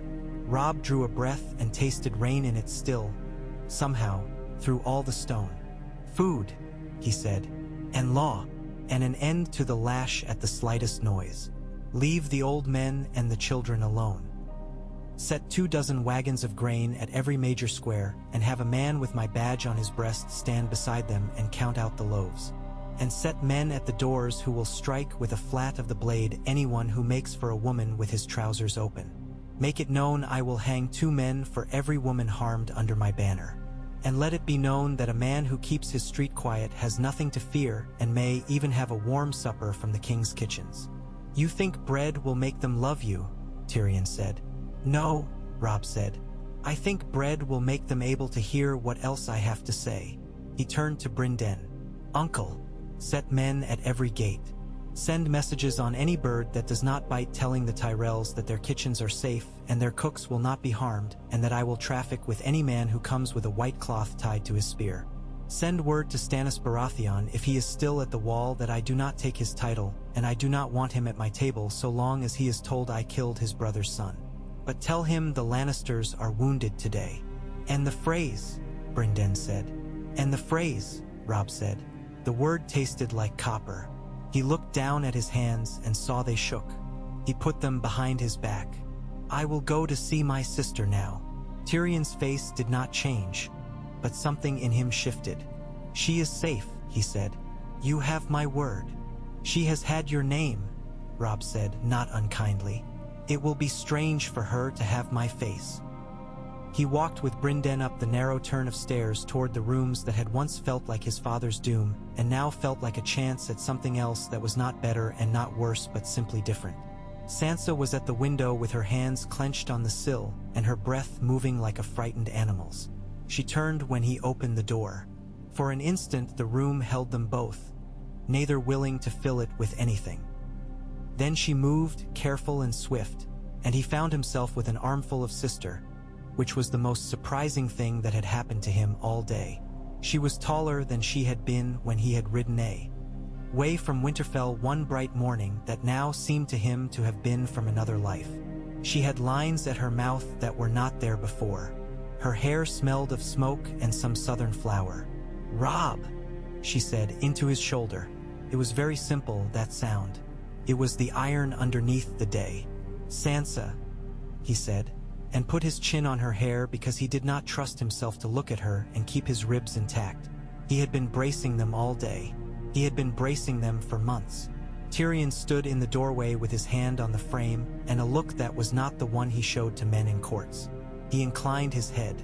"My lady," he said, "you have 2 wolves now. You might herd them if you are clever, and I have seen that you are clever." Sansa drew back and wiped her cheeks with her fingers in a very dignified way that made Robb want to laugh and weep both. "Thank you," she said to Tyrion. She turned to Robb. "Arya isn't here," she said, because of course that was the next thought. "I do not know where she is." "We will find her," Robb said, and did not mean it as a promise because he had learned to fear those. He meant it as a duty. He would do the work that finding required, and if the work did not bring her, the work would still have been done. The day went on. News arrived like geese in a field, ungainly and honking and in need of plucking. The river gate was held. The iron gate saw a scuffle that left 4 men dead and a baker with a broken arm. A fire started in the ragpicker's wynd and was put out by the men from the brewer's yard with their casks. 2 men drowned in their own barrels like saints in stories told to children in the north to make them laugh and then think. A Tyrell banner came up the Rose Road, white and green, and then halted in a farmer's field where the men collected pears because pears were ripe and the coming battle could wait the length of a pear. A message came like a knife in cloth. Tywin on the march, his men like ants scratching a line across dirt. His messengers already counting the titles he meant to exchange for men and forgiveness. Robb stood on the balcony that looked down over the courtyard and watched men carry bolts of cloth and sacks of grain and barrels of water and the world heave. He had taken a city. The thought had no joy in it. It had the satisfaction of finishing a task that had to be done. He thought of the river, of his mother's hands, of the way Roose Bolton had looked when the water took him. He thought of Joffrey's crown rolling and the sound it had made, thin and bright and stupid. You must sleep, Brynden said, coming to lean on the balustrade beside him. Even kings must sleep, and as you have insisted on being a king today, so you must do the tasks required, and one of them is not falling off your feet like a drunk farmhand. If I sleep, Robb said, I will see them. You will see them anyway, Brynden said. Better to see them once and leave them in the place where sleep keeps them than to see them when you are walking. Robb looked out at the city. In one street, a man was teaching his son to draw a bow with a string that was too stiff for the boy's small hand. In another, a woman in a yellow dress fed a child with her fingers and did not look up at the men with swords stepping around her. Did I err? He asked, not flinching from the question the way he had taught himself not to flinch from cuts. Today, Brynden said. Yes and no. You spared a boy and killed a boy, and you did it because you are trying to be good in a world that never did know what that meant. If we live the week, I will tell you all the mares you should not have chosen from the stable of decisions. He smiled his thin old smile. And then you will choose them again, because you are a Stark, and Starks have a grievous taste for winter roads. Robb huffed something that was not a laugh and not a sob. We will not be able to keep this, he said. And it sounded like the truth and like defeat both. We will keep it as long as we must, Brynden said. We will make it count. You said yourself you do not care to sit on those swords. Good. Do not. Use the chair like you'd use a nail. Hold pieces of wood together with it, just long enough to make something that does not come apart in the wind. He went to Sansa's chamber before he lay down and told her, plainly, the shape of the day to come. She listened and her mouth grew tighter, and when he had finished she said, the songs always make the parts between be very short. They love to hurry the story to the part where a crown is put on a head or taken off. They forget the rest. They forget the part where men in dirty cloaks carry water, Robb said. They forget the part where a boy takes his mother's hand and asks if they will be safe, and she says yes because she cannot say otherwise. I will not forget, Sansa said. I cannot. When he slept he dreamed he was on the bridge again and the river was talking in tongues he did not know, and then in one he did, which was his mother's, and she was scolding him for going out without his cloak. He woke with the taste of tears and iron in his mouth and the day already banging at the door. Tywin Lannister came hard and with banners that had been cleaned by servants who had done the task so long their hands did it in their sleep. The Reach rolled in his dust behind him, fat with promise and calculation. He set his tents in orderly lines 1,000 paces from the river gate and had his engineers put up their tidy wooden towers that looked briefly like toys and then like threats. He sent an envoy under a flag that was white as a sheep. Robb met him under the gate, his hair tied back in a strip of leather because his sister had given him one and wanted to see his eyes. Lord Tywin offers you your head and your men their lives if you lay down arms, withdraw to the river and bend the knee, the envoy said. He had the pinched, smug face of a man who had never had to bleed for the words he said. Tell Lord Tywin that I have no knee for him, Robb said. He did not say it with pride. He said it as he might have said, bring in the horses. Tell him that I have his grandson's crown and the corpse that wore it, and that if he would have either, he must come and take them with his own hand. Tell him I will parley with Mace Tyrell and with any man who feeds people before he hangs them. The envoy stared as if confused by a word that had not been in the script. He snorted and rode away. Tywin tested the gates and found them mended in more than one sense. The Goldcloaks had decided the coin they had would be worth more tomorrow if their city did not burn today. The people of King's Landing, those who had once spat at Sansa in the street because they needed someone to throw their hunger at, stood with buckets at their doors and watched the first catapult stone hit and rolled their eyes when it fell short. Old women on benches clucked. A man sweeping the stoop of a tavern stopped sweeping and spat and then went back to his broom with a stubbornness that felt holy. On the second day of the siege, the Tyrells sent a basket of pears under a white flag. Marjorie's note was not in it. The pears were perfect, the kind that bruise if you breathe too near them. Robb had one cut in 8 pieces so that 8 men could have a slice each, and the Blackfish took his in his fingers and did not remark on it. On the third day, Ser Garland Tyrell came himself to the walls and asked for parley in a voice like a teacher who has found 2 boys fighting over a stick. They spoke for an hour, and the hour was full of small maneuvers that none of them had names for yet. Garland left with his face thoughtful and his horse shining.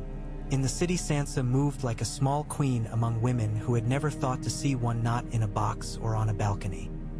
She told the cooks to sweeten the bread when they could, because men who think past the next day are more easily led. She sat with the wives of men who had been lost at the gates and did not tell them that she knew anything of grief. She let theirs speak. She stood at the head of a line where boys came to be sworn to carry messages and smiled at them without condescension. When she slept, the stones under her were warmer. She did not know which gods to thank for that and was careful in her thanks for fear of confusing them. Tyrion Lannister became a map. He put his thoughts down in lines and notations until the city sat in clean shapes under his hand. He spoke to Robb when they had to and did not mention his father except when it would save time. When he went to see Cersei in her chamber, she said, "You have changed your whore with the old poison," and he said, "No, I have changed my boots," and left before the conversation could rot. On the 5th day, word came from the river.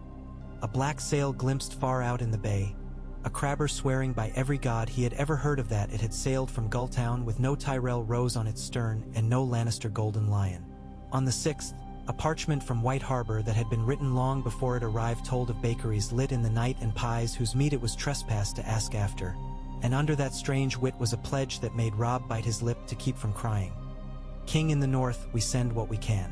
On the 7th, the river dropped 3 inches and a man who had drowned in it a year ago yielded up his bones to a fisher girl who had gone out too far in her excitement and had to be pulled back by her sister. They buried him with his own kind of respects, which were not the sorts the September had, and he named none of them in his will, which was only fair. Each day Tywin tightened and the city held. Robb did not sleep enough. He learned the names of the alleys on the hill in 3 tongues. The one men used to be proud in, the one they used to be afraid, and the one they used so as not to wake their children. He set judgments in the Toad Green Court at the base of the keep where petitioners had to look at a stone frog with iron warts when they spoke. He sent 2 men to the rope because they had done what he had forbidden his men to do, and it felt like cutting a piece off himself and throwing it to dogs. He spoke to Tommen Baratheon with careful simplicity about sums and a boy's kind of honor, and the boy nodded very seriously and then asked if he could have a cat, and Robb had to turn his head so that he could gather the appropriate set of face for the request before he granted it. He did not see the cat. He saw how it curled in the boy's lap in a world that had knives in every corner.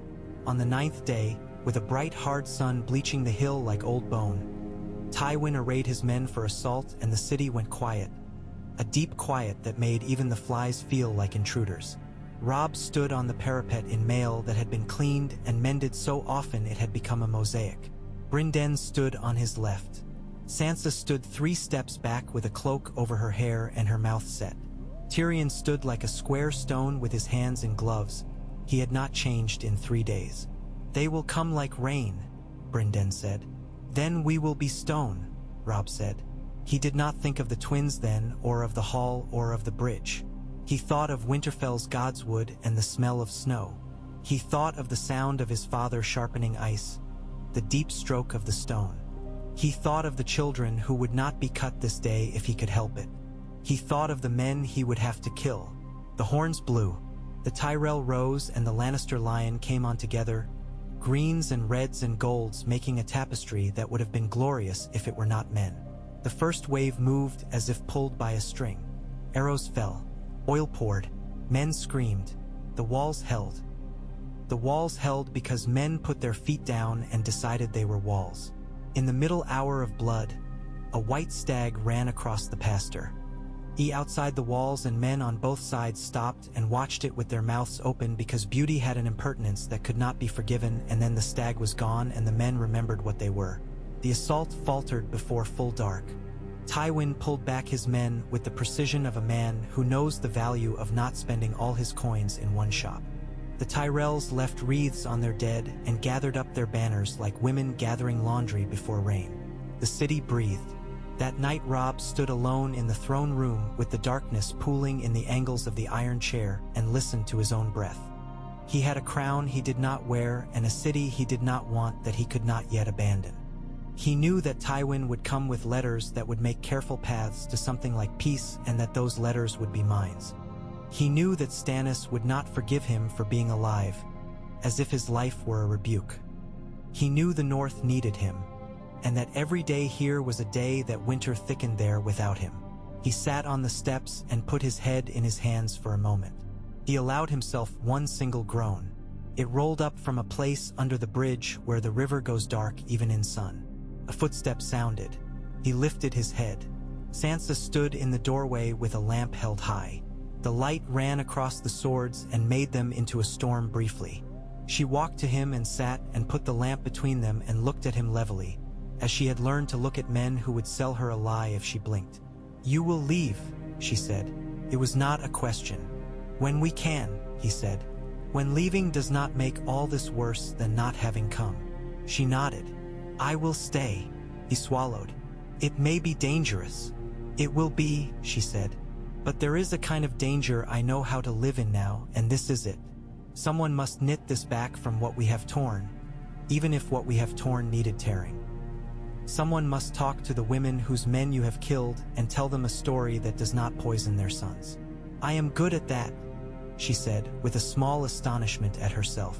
"I can make a thing sound like another thing. I have been trained at it in the ugliest school." "You are my sister," Robb said, and the word sounded like a deer's hoof on stone. "Sure. You are the Lady of Winterfell." "I am Sansa," she said. "I will be the thing that is needed. If you call me, I will come. But for now, let me be the part of you that stays." He put out his hand and she put hers in it. Her hand was warm. He held it just long enough to remember what warmth was. In the yard, men had begun to sing because men must sing or die. It was not a song he knew. It was a river song, something about a girl who sold eels and a boy who lied about the length of his net. It had a chorus that you could learn after hearing it twice. He heard the Blackfish's voice among them, surprisingly tuneful, and Tyrion's, surprisingly low. The song rolled up and over the iron chair and down again, like water that had found its way into a place that had not seen water in too long. Morning would bring letters with seals and white flags, and offers with teeth hidden under their tongues.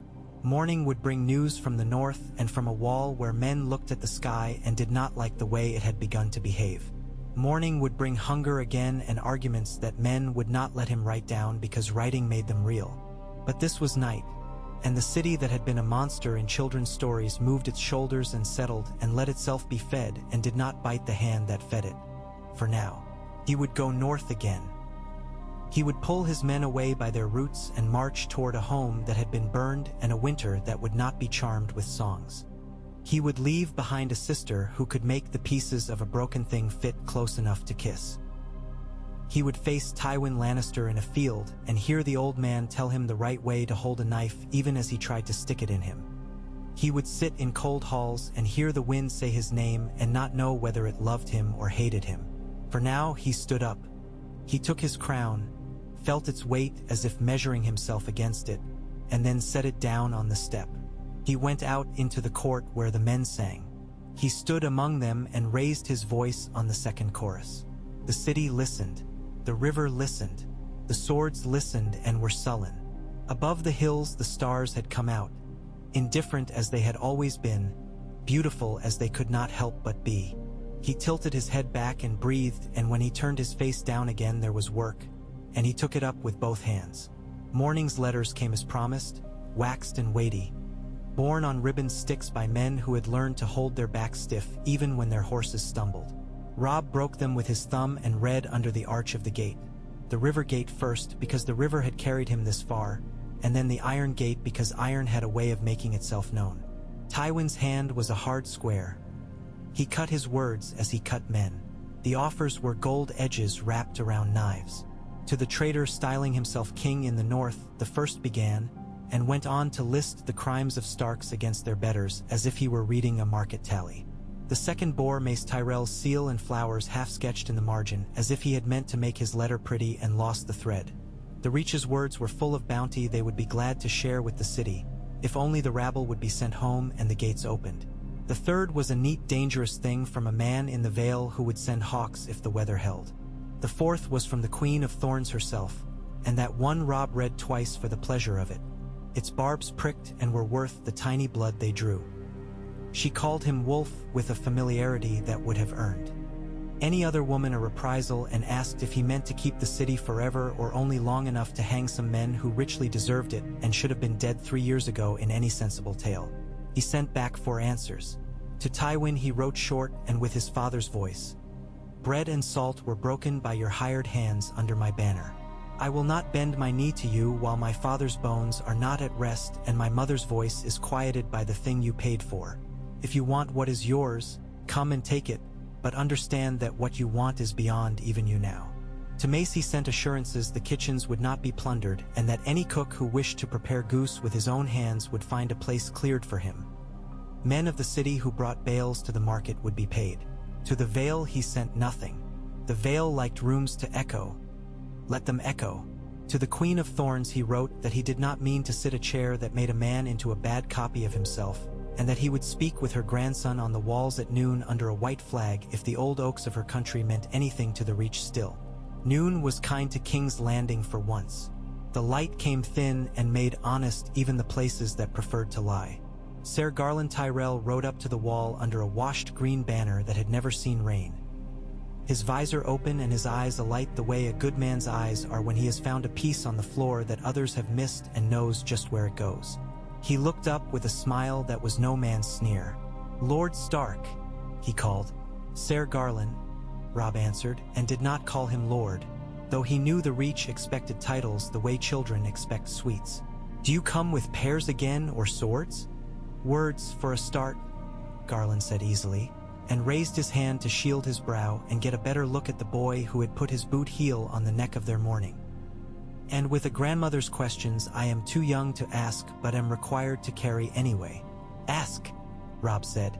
Do you intend to starve this place with your pride? Garland said, as if reading from a script that had been rolled and scrolled until it was soft as old linen. Or feed it and then have the grace to go away? Feed it, Robb said. And then go, as soon as the men I must cut have been cut, and as soon as the men who must be sworn have sworn where all can hear them. We are not suited for cities. This place makes men into things I do not like. It does, Garland said, tone lighter. It is a crucible. You would be surprised what it makes of some. His eyes went to the Red Keep and back. My lady grandmother is prepared to concede that your business has a nobility she did not expect. She is prepared to suggest that if certain matters, red weddings and broken bread, were brought to a clean end, the Reach sees no profit in marching north to salt the snow. Tell your lady grandmother I am prepared to invite her to a table where bread and salt will be laid under the eyes of her gods and mine, Robb said. Tell her I will ask the same of every house that will call itself decent when the singers come. Tell her none of the Freys will sit at that table, and any fry who attempts to take bread in my hall will be shot like a rat. Garland's smile flickered. There are a good many Freys, he said, apologetic as a man discussing an overcrowded chicken yard. It is difficult to tell where one ends and another begins. They breed with an enthusiasm that would charm a gardener if a gardener could be charmed by such things. I don't need to know them, Robb said. I need to know where they are, and then I need to know how quickly men from the Reach will step aside when I go to that place. I will not burn a hall full of children, Ser Garland. I will burn the men who ordered the pipes struck. Garland inclined his head. Whispers say the twins will not be easy, whatever you intend. There are other ways to pour a measure of justice. I imagine my grandmother will have a list of those. Tyrion Lannister has already begun one, Robb said. He had not meant to say it, but it did no harm to let the news move like a fish underwater. One of the items is a proclamation about guest right written in letters so large that even a lord can read them. Garland's laughter rolled like water down the hill. He is a dangerous little man. He is useful, Robb said. So am I. Then we will be useful together, Garland said. Wait for our white. It will come before your wall warms in the afternoon. It did. Under white, The Tyrell carts rolled up and handed over sacks of barley and peas and brown loaves and onions with their green tops still attached, and men who had sworn before their dinner to burn the city tomorrow stood an hour to carry bread to a place where their wives and children were waiting with hands out. Sansa stood on a cask and turned a problem into a story. This loaf will be called Wolf, because it was pulled from a king's oven. This loaf will be called Rose, because there are women in the camps who remember the way butter tastes, and they have decided not to let their boys starve today for some old man's pride. A little boy with a runny nose laughed at the idea of eating a wolf, and the men laughed because laughter is compelled by the sound of a child doing it, and for the length of a laugh, men forget they are supposed to choose sides like kinds of bread. Tyrion wrote a proclamation and made Sansa read it because hers was the voice the city would listen to. It knew the flavor of it. The words were plain as lard. Guest right is the law of the river and the hill and the dust, it said. Any lord or man who breaks it breaks his right to his name. Any who eats a man's salt and then draws a knife shall be hanged by the neck with his own belt and burned without song, and his children will have to choose whether to change their name or be despised at markets for the length of their lives. The proclamation was posted in He hook and at each gate and nailed up by a boy with a scar on his lip who took care not to hit his thumb. A crone spat on her palm, pressed it to the parchment and said, "Good," as if she had just tasted a stew that did not turn. The city turned. It did it slow and with a sound like wet logs being levered in a hearth. Men began to look at their neighbors before they raised a hand. The worst among the Goldcloaks found themselves suddenly without a cohort. The ones who remained found themselves with 2 extra coppers at the end of their watch because Sansa made sure the counts were clear and men noticed. The Kettle Blacks took coin anyway. Then they took twice as much not to. Then somebody else took them in an alley and removed their gain and left them with enough to drink, which was justice enough for some men, given the hour and the season. Tywin came. Of course he came. He came at sunset like punctuality given a horse and a hoofbeat, and he set his pavises under the low shoulder of a field just beyond the river gate where the soaked ground made a sucking sound under boots. He sent men with money to rattle keyholes. They met men with empty bellies and rebounded off the fact of a stew pot. Bread is a flag, and flags make banners look small. He sent a letter with very many stamps to the Queen of Thorns. She read it and smiled and wrote nothing back because women like her have learned a lesson. Sometimes no is best said by a lifted eyebrow. Night tried to bleed the edges of everything and the watch on the wall did not let it. Robb walked the parapet and felt the shiver that comes right before action, like the quiver a horse gives for no reason at all that you can see with your eyes. Brynden came up with him, silent as a man who has spent too long in rivers and learned to step without making anything's business his own. They looked down together at the black water lying like a blade under the gate, and then at the dark beyond the river where the Tyrell banners slept and the Lannister banners did not. "They will try the culverts," Brynden said. "They will," Robb said. "They will bribe," Brynden said. "They will," Robb said.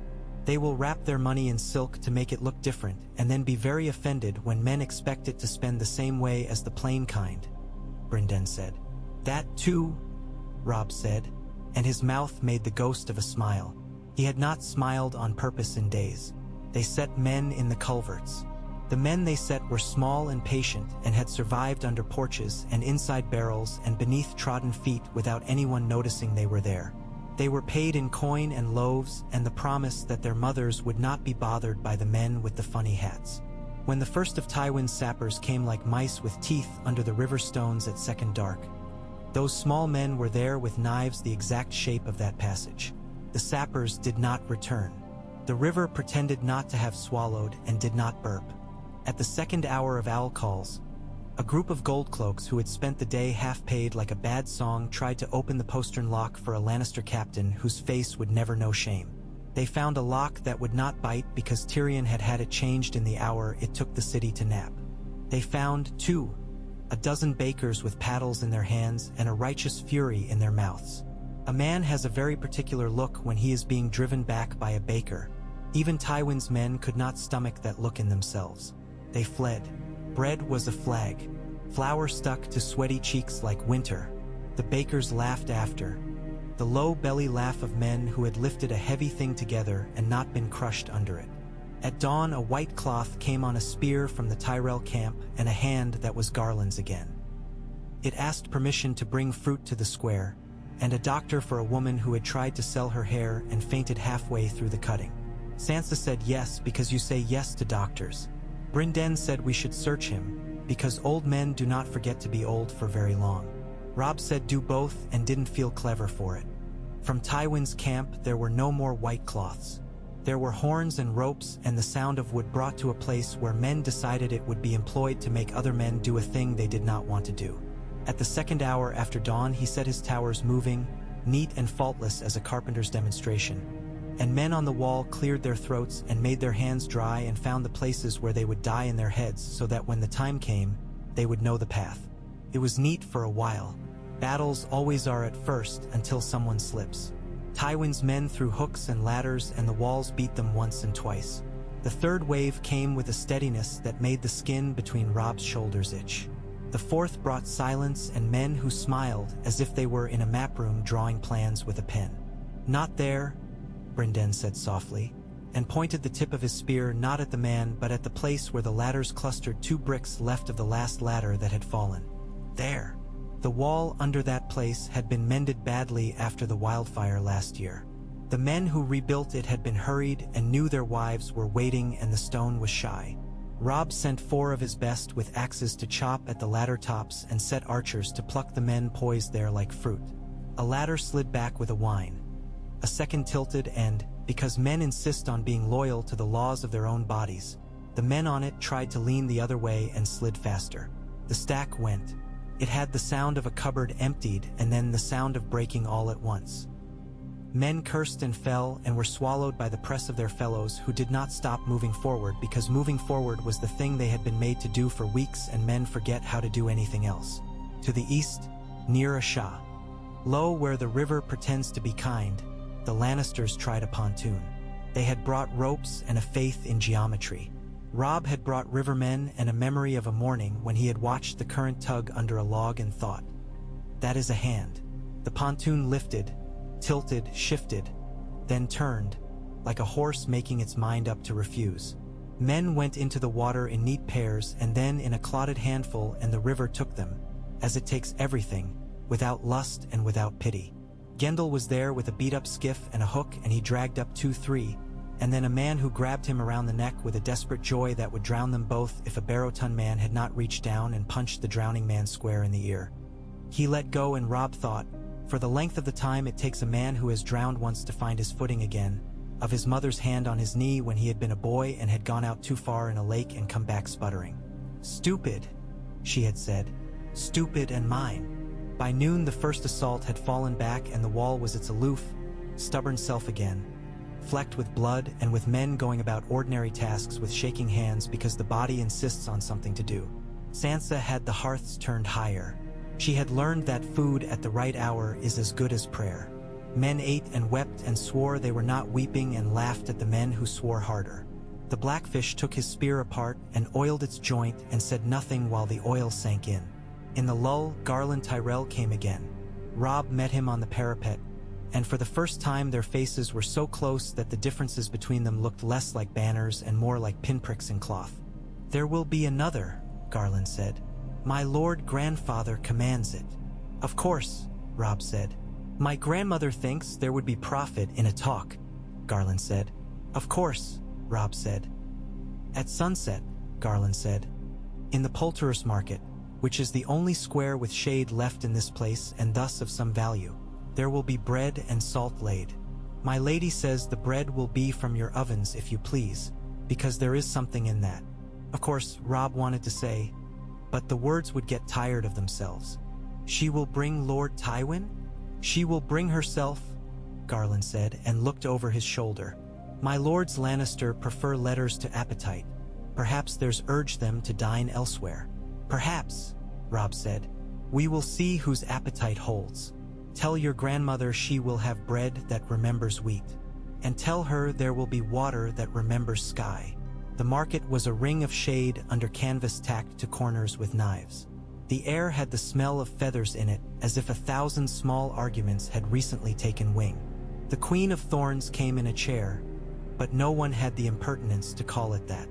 Her hands were covered with rings of old-fashioned making. Her eyes were knives tied up in blue bows. "Wolf," she said, as if tasting something bitter that her tongue could not manage and did not want to. "You make a better showing than I would have bet." "I do not gamble," Robb said. "No," she said. "I imagine you do your sums without dice." "Seat." She indicated a low stool as if she were a busy cook and he a boy underfoot. "We will share politeness before we share terms. It is the last pretty thing in this world." Sansa passed bread. She did it like a queen would do it, even if she never wanted a chair. She had washed the sweat from her face, and there was a braid the color of leaves in her hair. Tyrion stood behind her like a square, ugly guardian statue from a god a woman has decided to trust for a day because he seems to do as asked. One by one, men took salt on their tongues and bread in their fingers, and then the room, such as it was, felt different. There is a recalibration the world makes when oaths are laid down in the old language. It sits still for a count of 3, then breathes again. "Let us be serious," the Queen of Thorns said. "You do not want my chair. I do not want yours. You want to go north. I want my gardens to remain my gardens and not be a place where men from Casterly Rock pretend to like beetroot, so they can feel generous about eating it instead of the poor." She waved her thin, ringed hand. "We can help each other. There is a boy who can wear a crown of swords without it cutting. He must be put where the chair can keep a better man behind it than Joffrey. Forgive me," she said primly, "for mentioning your day's work. If I had a grandson like that, I might have cut my own losses and offered him to you." "Mention what you like," Robb said. "You'll take bread from my ovens, Wolf," she said. "Your men will pass our fields without taking so much as a turnip if they don't pay for it. In return, you'll leave me the chair and the child, and you will take your mother's house and your father's and go back to winters that suit you, but not before you have taken a belt to the phrase so sound that the mark shows when they are dead and the worms have cleaned them. Will that do?" "It will," Robb said. "One more thing, Tywin Lannister." "Ah," she said, and smiled with a quantity of amusement that had kept her alive long enough to be as thin as she was. "The tooth. We shall pull it." "Alive," Robb said. "He stands in my hall under the heads of the old kings." I passed the sentence.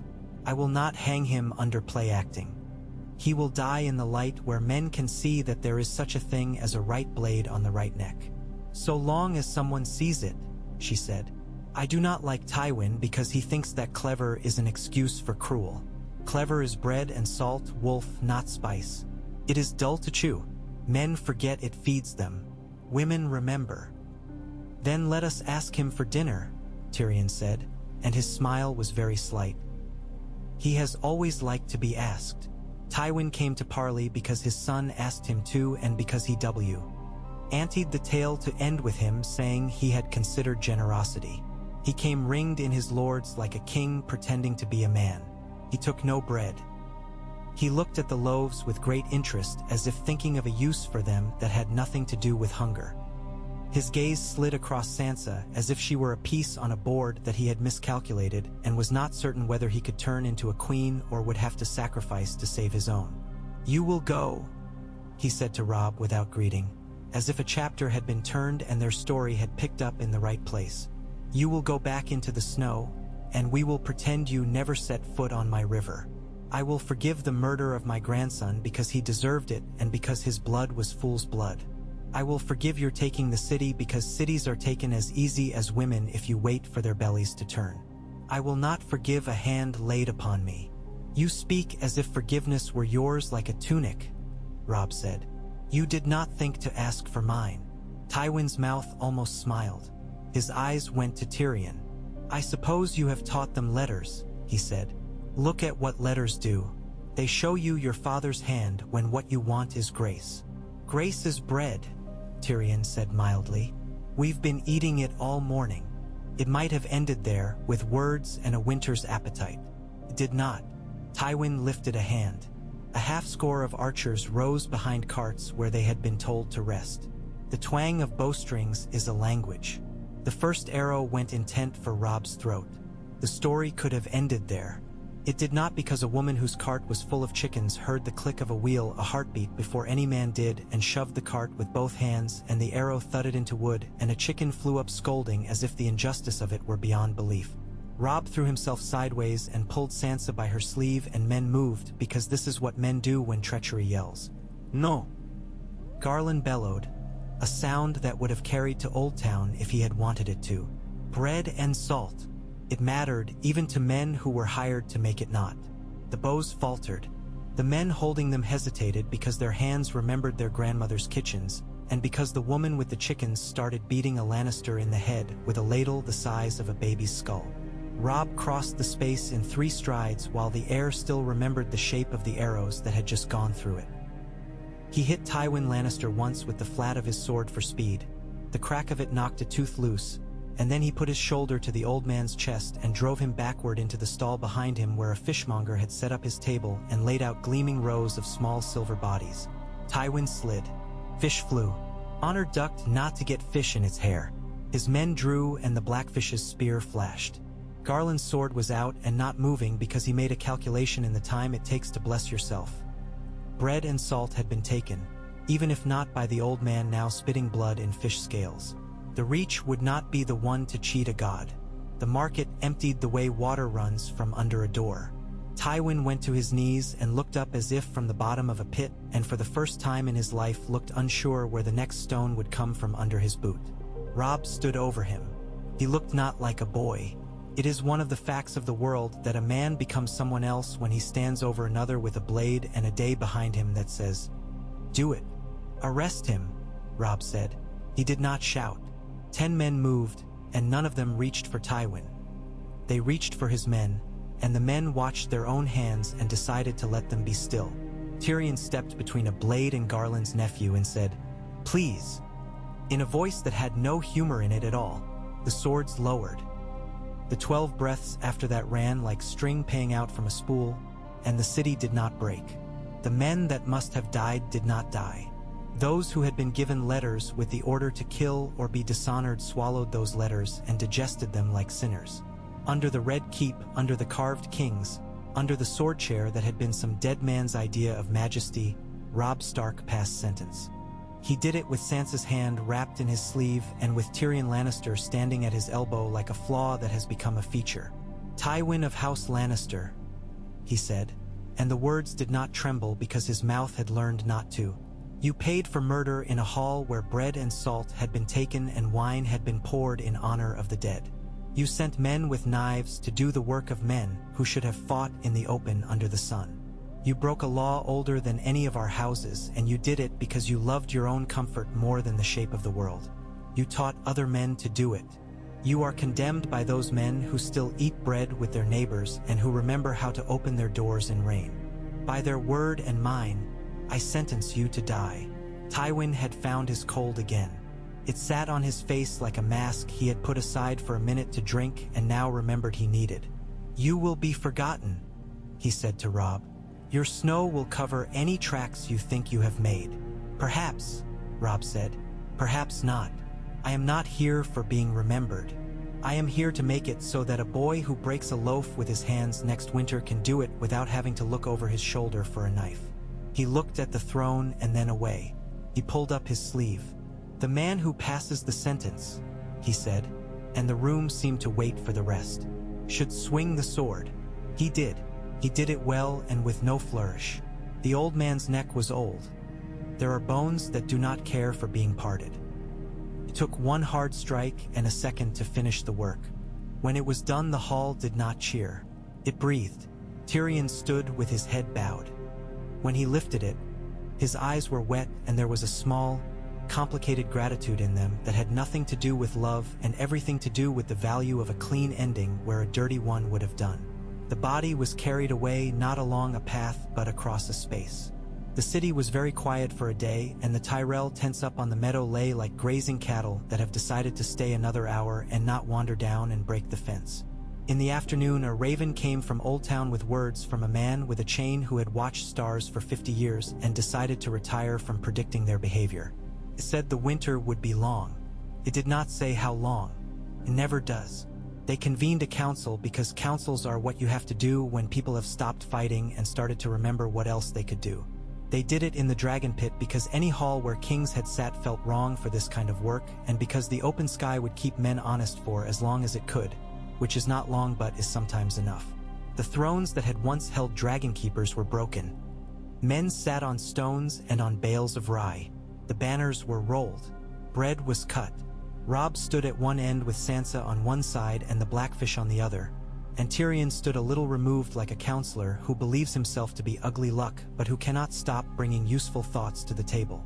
The Queen of Thorns spoke first because she had no patience for making men feel they had thought of anything. "The boy," she said. "We will raise him, and he will marry my granddaughter, and the chair will have flowers around it, and men will swallow them like salad for their health. The Lannister name will live in gold and not in blood for a little while. Aren't we all tired of red?" Mace bobbed his head in agreement as if he had just been told the sea was salty and was grateful for the information. Garland did not bob. He watched the faces of the men who would matter when the singing stopped and the scraping of plates began. Tyrion cleared his throat. "Annulling a marriage," he said quietly, looking not at Sansa but at Robb's sleeve where her hand had been. "We will write it so that a girl was never forced to bear a name she does not like. We will keep the ink thick here." Sansa inclined her head once. "Words matter," she said. "It is good when they matter in the right direction." "Aye," Brynden murmured. "Better than when they matter in a hall full of wine." "The North," Robb said, "and the Riverlands." He spoke it like a fact that some men only slowly remembered had always been true. Independent, their own to husband and to starve if we mismanage our fields and to feed if we do not. We will not take coin from King's Landing. We will not give any. We will hold our roads. We will send south iron and furs at barter we like. We will return your men, all who wish to go, without ransom, their swords kept to their hands and their honor kept to their heads. "That last is unusual," the Queen of Thorns said. "It is necessary," Robb said. "I do not need more gold. I need fewer ghosts." He looked at the men from the Reach and at the few of the Stormlands who had skulked in for this council like foxes, and at the Martell emissary who had come with oranges and a smile that meant something other than what it meant. "If any man breaks guest right again," he added, simple as a weather fact, "he will have no place to stand. Not in the north or here or over a narrow sea where people with new gods call you other names. You will hang him because I will ask you to and because you will not want to explain to your daughters why their bread tastes wrong." Oberyn's man laughed under his breath and did not offer to refuse. He had carved a sun on the heel of his left hand, and when he flexed his fingers the rays rippled. Men nodded. Not all nods were eager, but enough were real. It was a law born of a wound. Perhaps the only laws that hold are. Jaime Lannister came to the council late, dusty from the road and with a face scraped clean of its nice boy. He had a guard of 5 and a horse that still felt like running in it. He paused at the lip of the dragon pit and looked down, and his eyes found his sister like a hound finds a scent even if it is weak. Cersei sat under a shade with Tommen's head in her lap, as if he were a parcel she had to keep track of here among thieves. When she saw her brother, something in her collapsed and then was braced again with fury and veneer. "Jaime," she said, soft enough that only those who knew her would have heard the edges. Jaime took the steps with that cat-certain grace he had been born with and walked to the center. He bowed. "Your Grace," he said to Robb, "I do not know what to call you in a hall where chairs are all of them broken." "Robb will serve," Robb said. "Robb," he said, testing as if the syllable might cut. "I am told my father is dead." "He is," Robb said. "By my hand." Jaime nodded. He did not look at Tyrion. Not yet. He looked at Cersei, and she looked back, and the space between them was as bright and as lethal as anything in the pit. Then he bent his head to Tommen. "You have a cat," he said. "Yes," the boy said solemnly. "His name is Boots.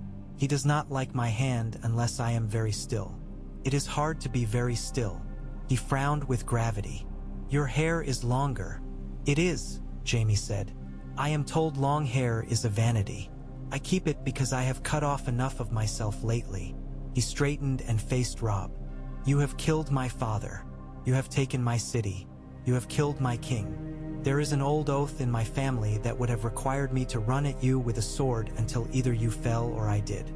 I am tired of that oath." He moved his right shoulder. It had a scar under the bright cloth where a man had once driven a spear at him and left him astonished with pain.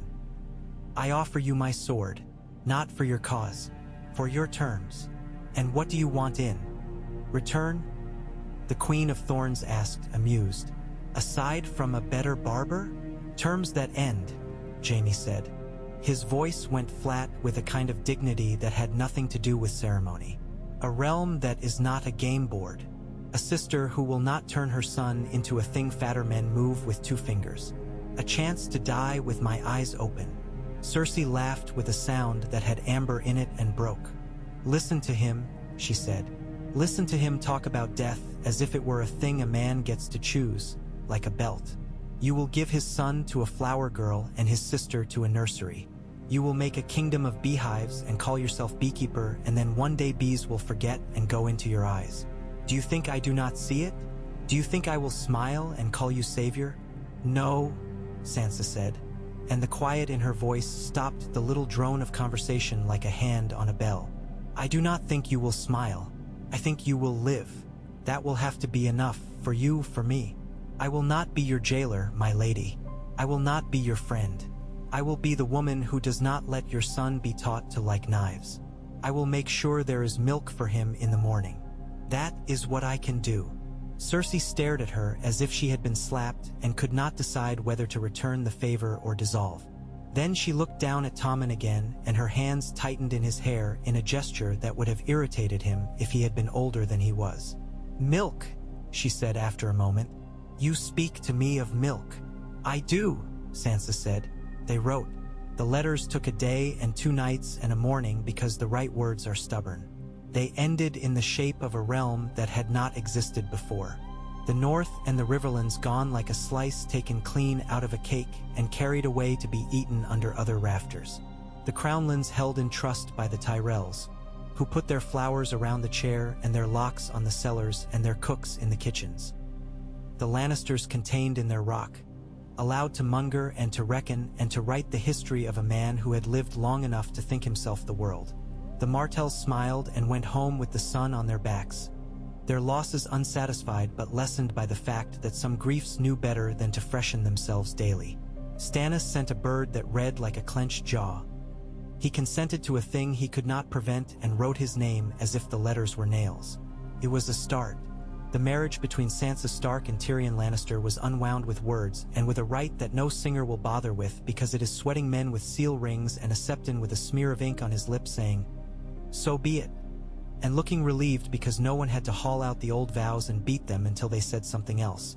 Tyrion bowed to Sansa in a door. It had not been a long door. The world had not given them the dignity of a high threshold. "My lady," he said, "if I was kind to you in any hour, it was because you deserved it. If I was cruel, I am sorry. I have known a very small number of good women. You are one. I will look for your letters." Sansa pressed her fingers together until her knuckles whitened to keep them from doing anything she would later regret. Then she did the thing she had taught herself. She said the simplest true word. "Thank you." He went. He did not ride to Casterly Rock. He did not like the smell of old stone that had learned one family too well.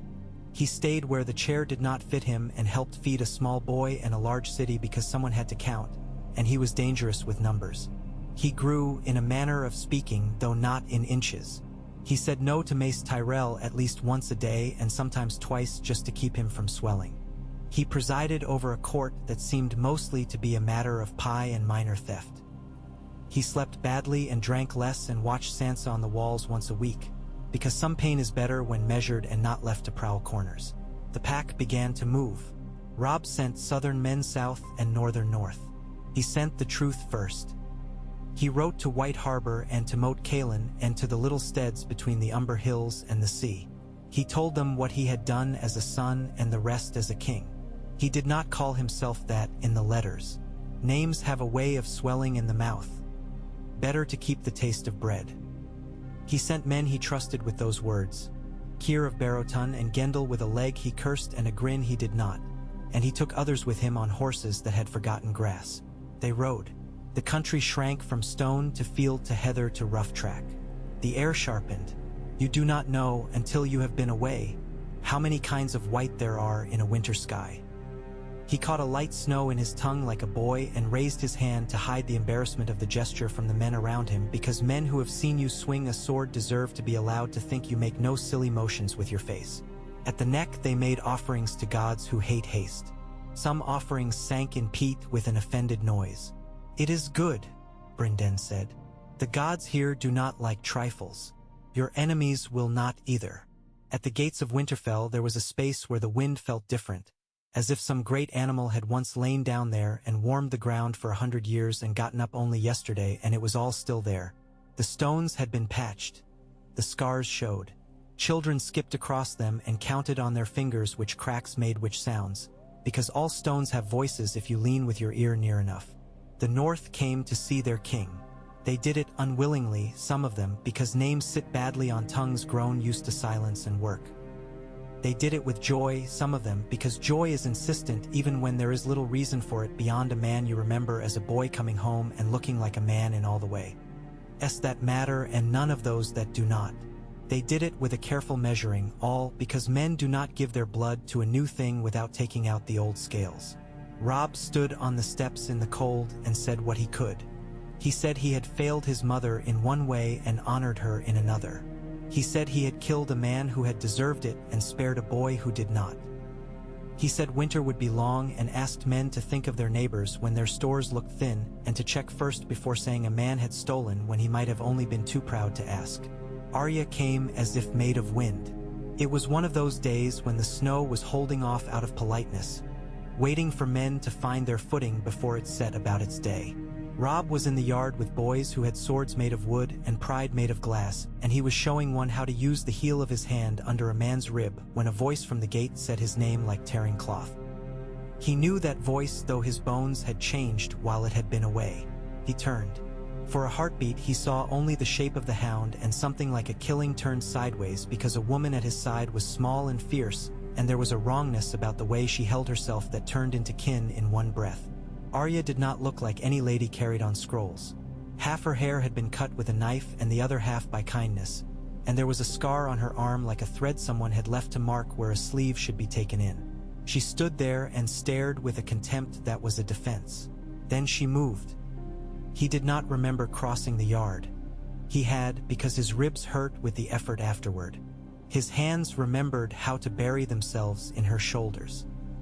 Hers went around him like a wolf's jaws, and he laughed, and then the laugh turned into a sound he would never make in company, because the yard was full of men who would set that sound down like a piece of furniture and never let him move it again.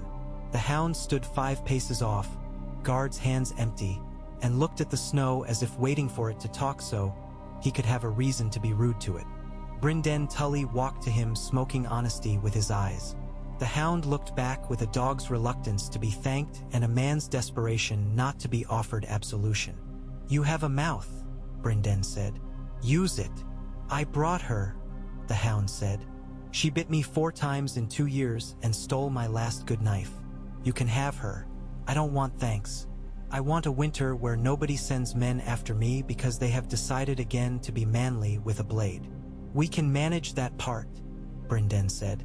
"The rest you will have to make for yourself." "Don't like making things," the hound said. "Makes my head hurt." He looked at Robb and made a motion with his hand that might have been something like respect. "Your fool sister talks in her sleep," he muttered, as if offering material for a bill of damages. "You owe me 1 night with peace that doesn't have other people's dreams in it. I'll see you have a shed where no one will think to ask you to pray," Robb said. "And food. And drink," the hound said bluntly. "And none of your priests making honey from my head while I'm drunk." "No honey," Robb said gravely. "I promise. Winter is a job. Men set to it as to any job. They filled the granaries and counted, and set watch on the roads, and taught children the trick of finding fallen wood after a snow when the wood looks like the snow and will bite you with its cold if you do not respect it. The river froze and gave up fish. A woman with a bunged foot learned to weave, and the cloth she made was tight as a clenched fist and warm as a man's back under a blanket. Sansa walked the walls and spoke with each woman whose man had not come back from the south. She did not promise. She said she knew the shape of a hole in a house where a man had been. She set a room aside in the keep where young children could come and pull on thick rope and scream into sacks when the snow made them mad, which it will, and made sure no one made them ashamed of the sound they made. Robb traveled. He could not stay at the Heart Tree all day and pretend that the snowflakes were news from the south. He rode to White Harbor and sat with Lord Manderley, whose bulk was matched only by the weight of his hospitality, and listened to a plan that involved 8 baked pies and a summer 6 years hence when snow would give up. He rode to Last Hearth, where men butchered with honest joy and took what meat their knives told them was enough. He rode to Bear Island, where a girl of 10 scowled and offered him the use of her boats as if she had invented boats that morning and was bored of men pretending to know what to do with them. He went to Barrowton, where the dead sit under hills and let the wind call their names, and he spoke his father's aloud and his mother's quietly and waited. He thought he heard an answer that might have been wind or might have been love. Men tried him. They always do. A man who had been brave in one war thought to take a farmer's loaf because he was hungry, and because some part of him had decided that hunger for a soldier is nobler than hunger for a man with his name on his own cart. Robb took him by the collar and asked him to say that out loud. The man did. He heard how it sounded. He stood very still while the first snow of the next storm found his hair. He apologized to the farmer. He was made to carry the loaf and 2 more to the farmer's house and put them on the shelf, and then sit at the table and eat with the farmer's sons, and then to clean the farmer's floor. He left with dignity and a different shape to his hunger, which is what law ought to do if it can. Once there was a bear. It had come down from hills it had decided were empty of interest and had set its mind to the pigs of Mallin's small holding. Beasts know aright when they smell it. Men know aright when it lifts a head and lo, okays at them.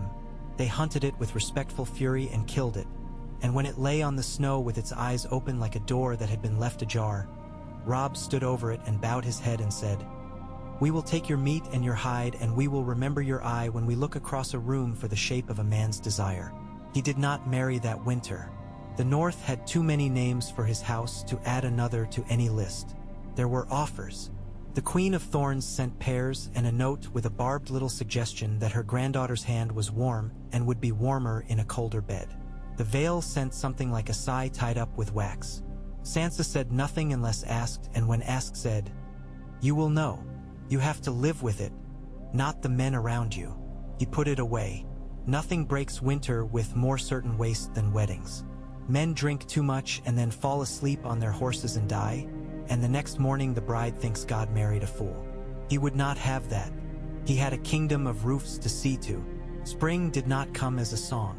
It came like a bruised lightning, something not noticed until one day you see the yellow where there had been purple. The river moved. The fields went from white to a kind of brown that makes men tired because they know what work comes next. People laughed for no reason other than that their fingers did not ache when they held their cups. The birds were impertinent. It all felt like a man getting up again after taking a blow and finding the little light in the back of your skull that says, "Do it again." Beyond the neck, in a warmer house, Tommen grew and learned his sums and fed his cat and cried once when he heard about the man his uncle had killed, and then did not cry because he understood that sometimes a thing is fault and sometimes it is fate and sometimes it is both.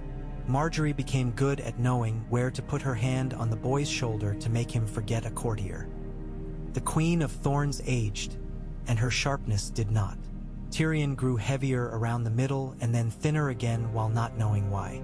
He drank when he had to and not when he didn't, and twice he sent Sansa letters that read like a smile, and once she sent him one that read like a door opening and closing quickly because of wind, and he laughed and put it in a drawer where words go to age. The phrase got theirs. Not in a hall. Not to children. That is how Robb did it, because he did not want his men to carry that into the next room of their lives.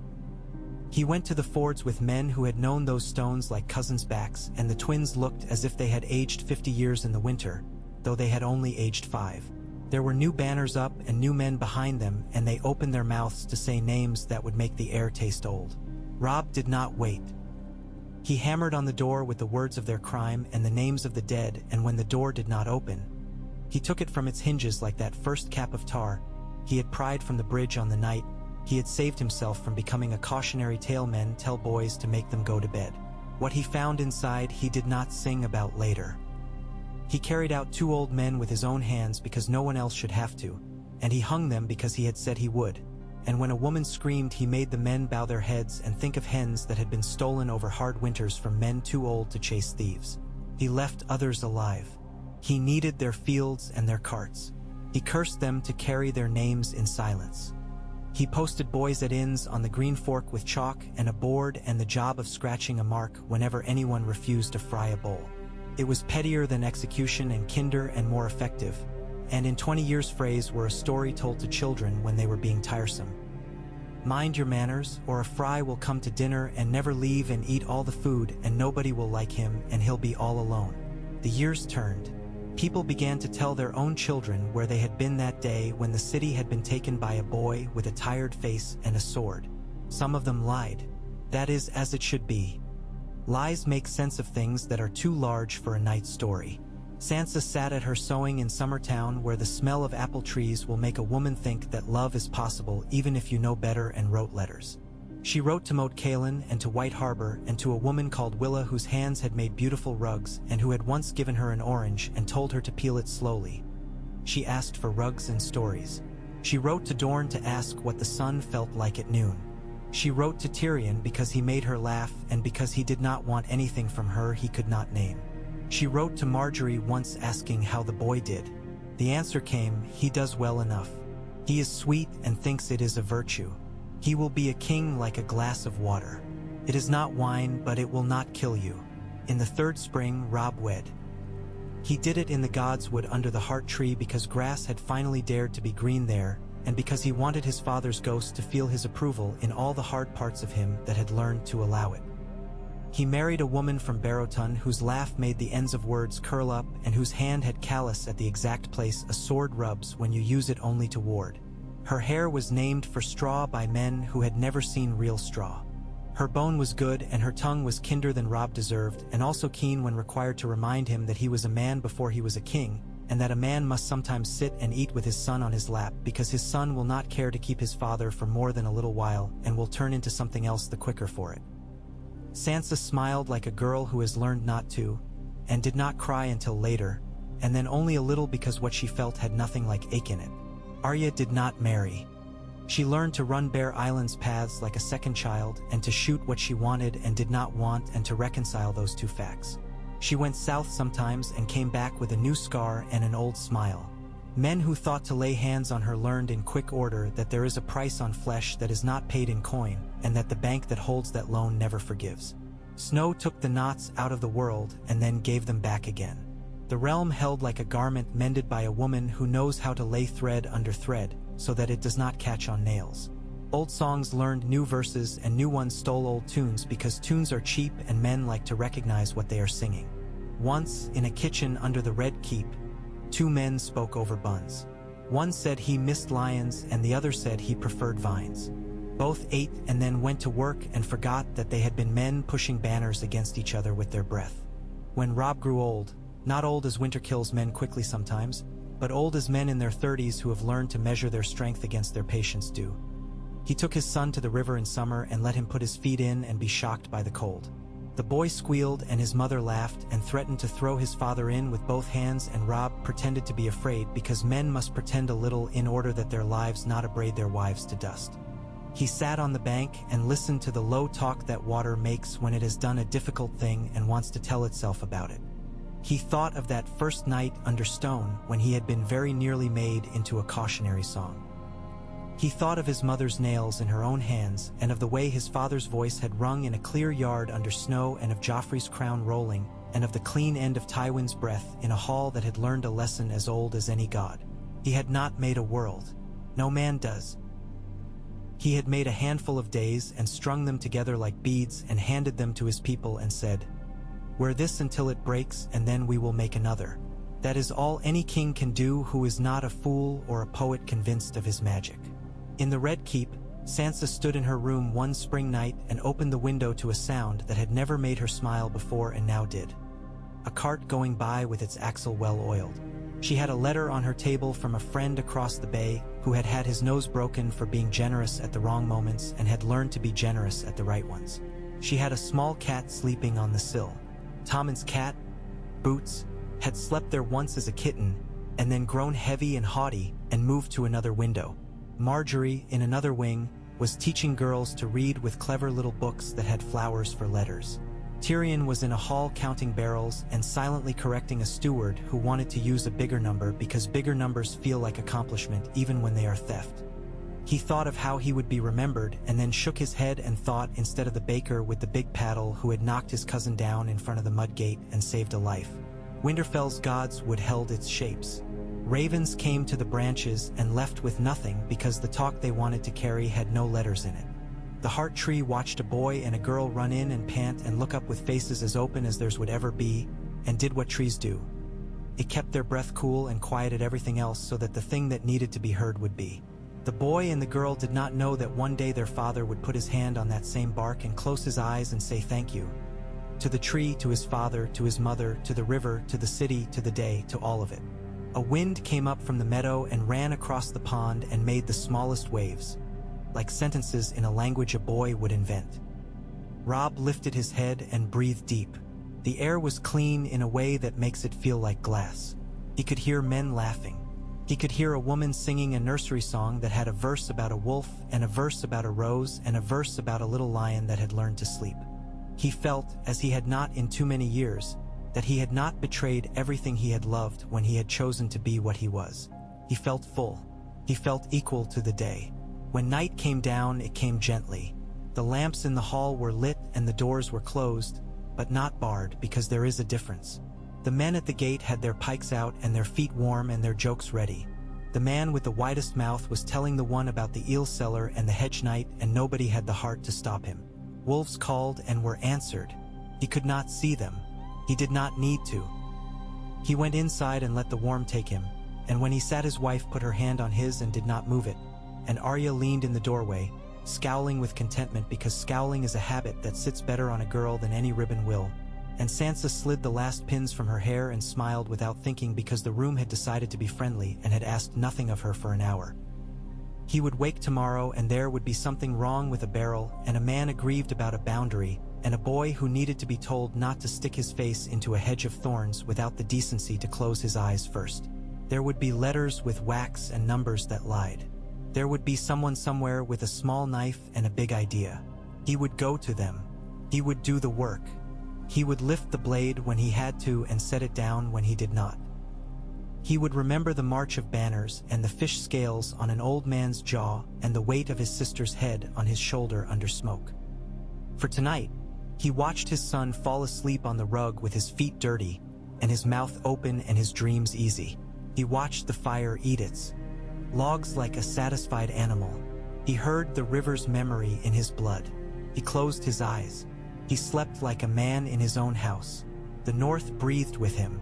Far to the south, in a city that had finally learned to keep its bell quiet at night, a boy king stood on a balcony with a cup of warm milk and a cat twining around his legs and said to his mother, "I do not think I will need to be brave tomorrow."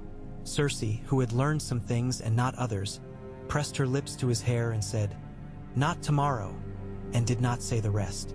Marjorie, who had learned the rest, came and said, "Tell me the names of the stars." And the boy named 3 correctly and 2 that were not stars at all but lights from ships on the river, and she did not correct him. She laughed. The sound crossed the court and went up a stair where a small man was writing a letter to a woman he would likely never see in his house again. And he smiled and dipped his pen and began, "My lady, the pears this year are less sweet than last. Do not let the market cheat you, and if they do, cheat them twice in laughter." In the godswood, the heart tree watched over a pond that reflected a sky that did not judge.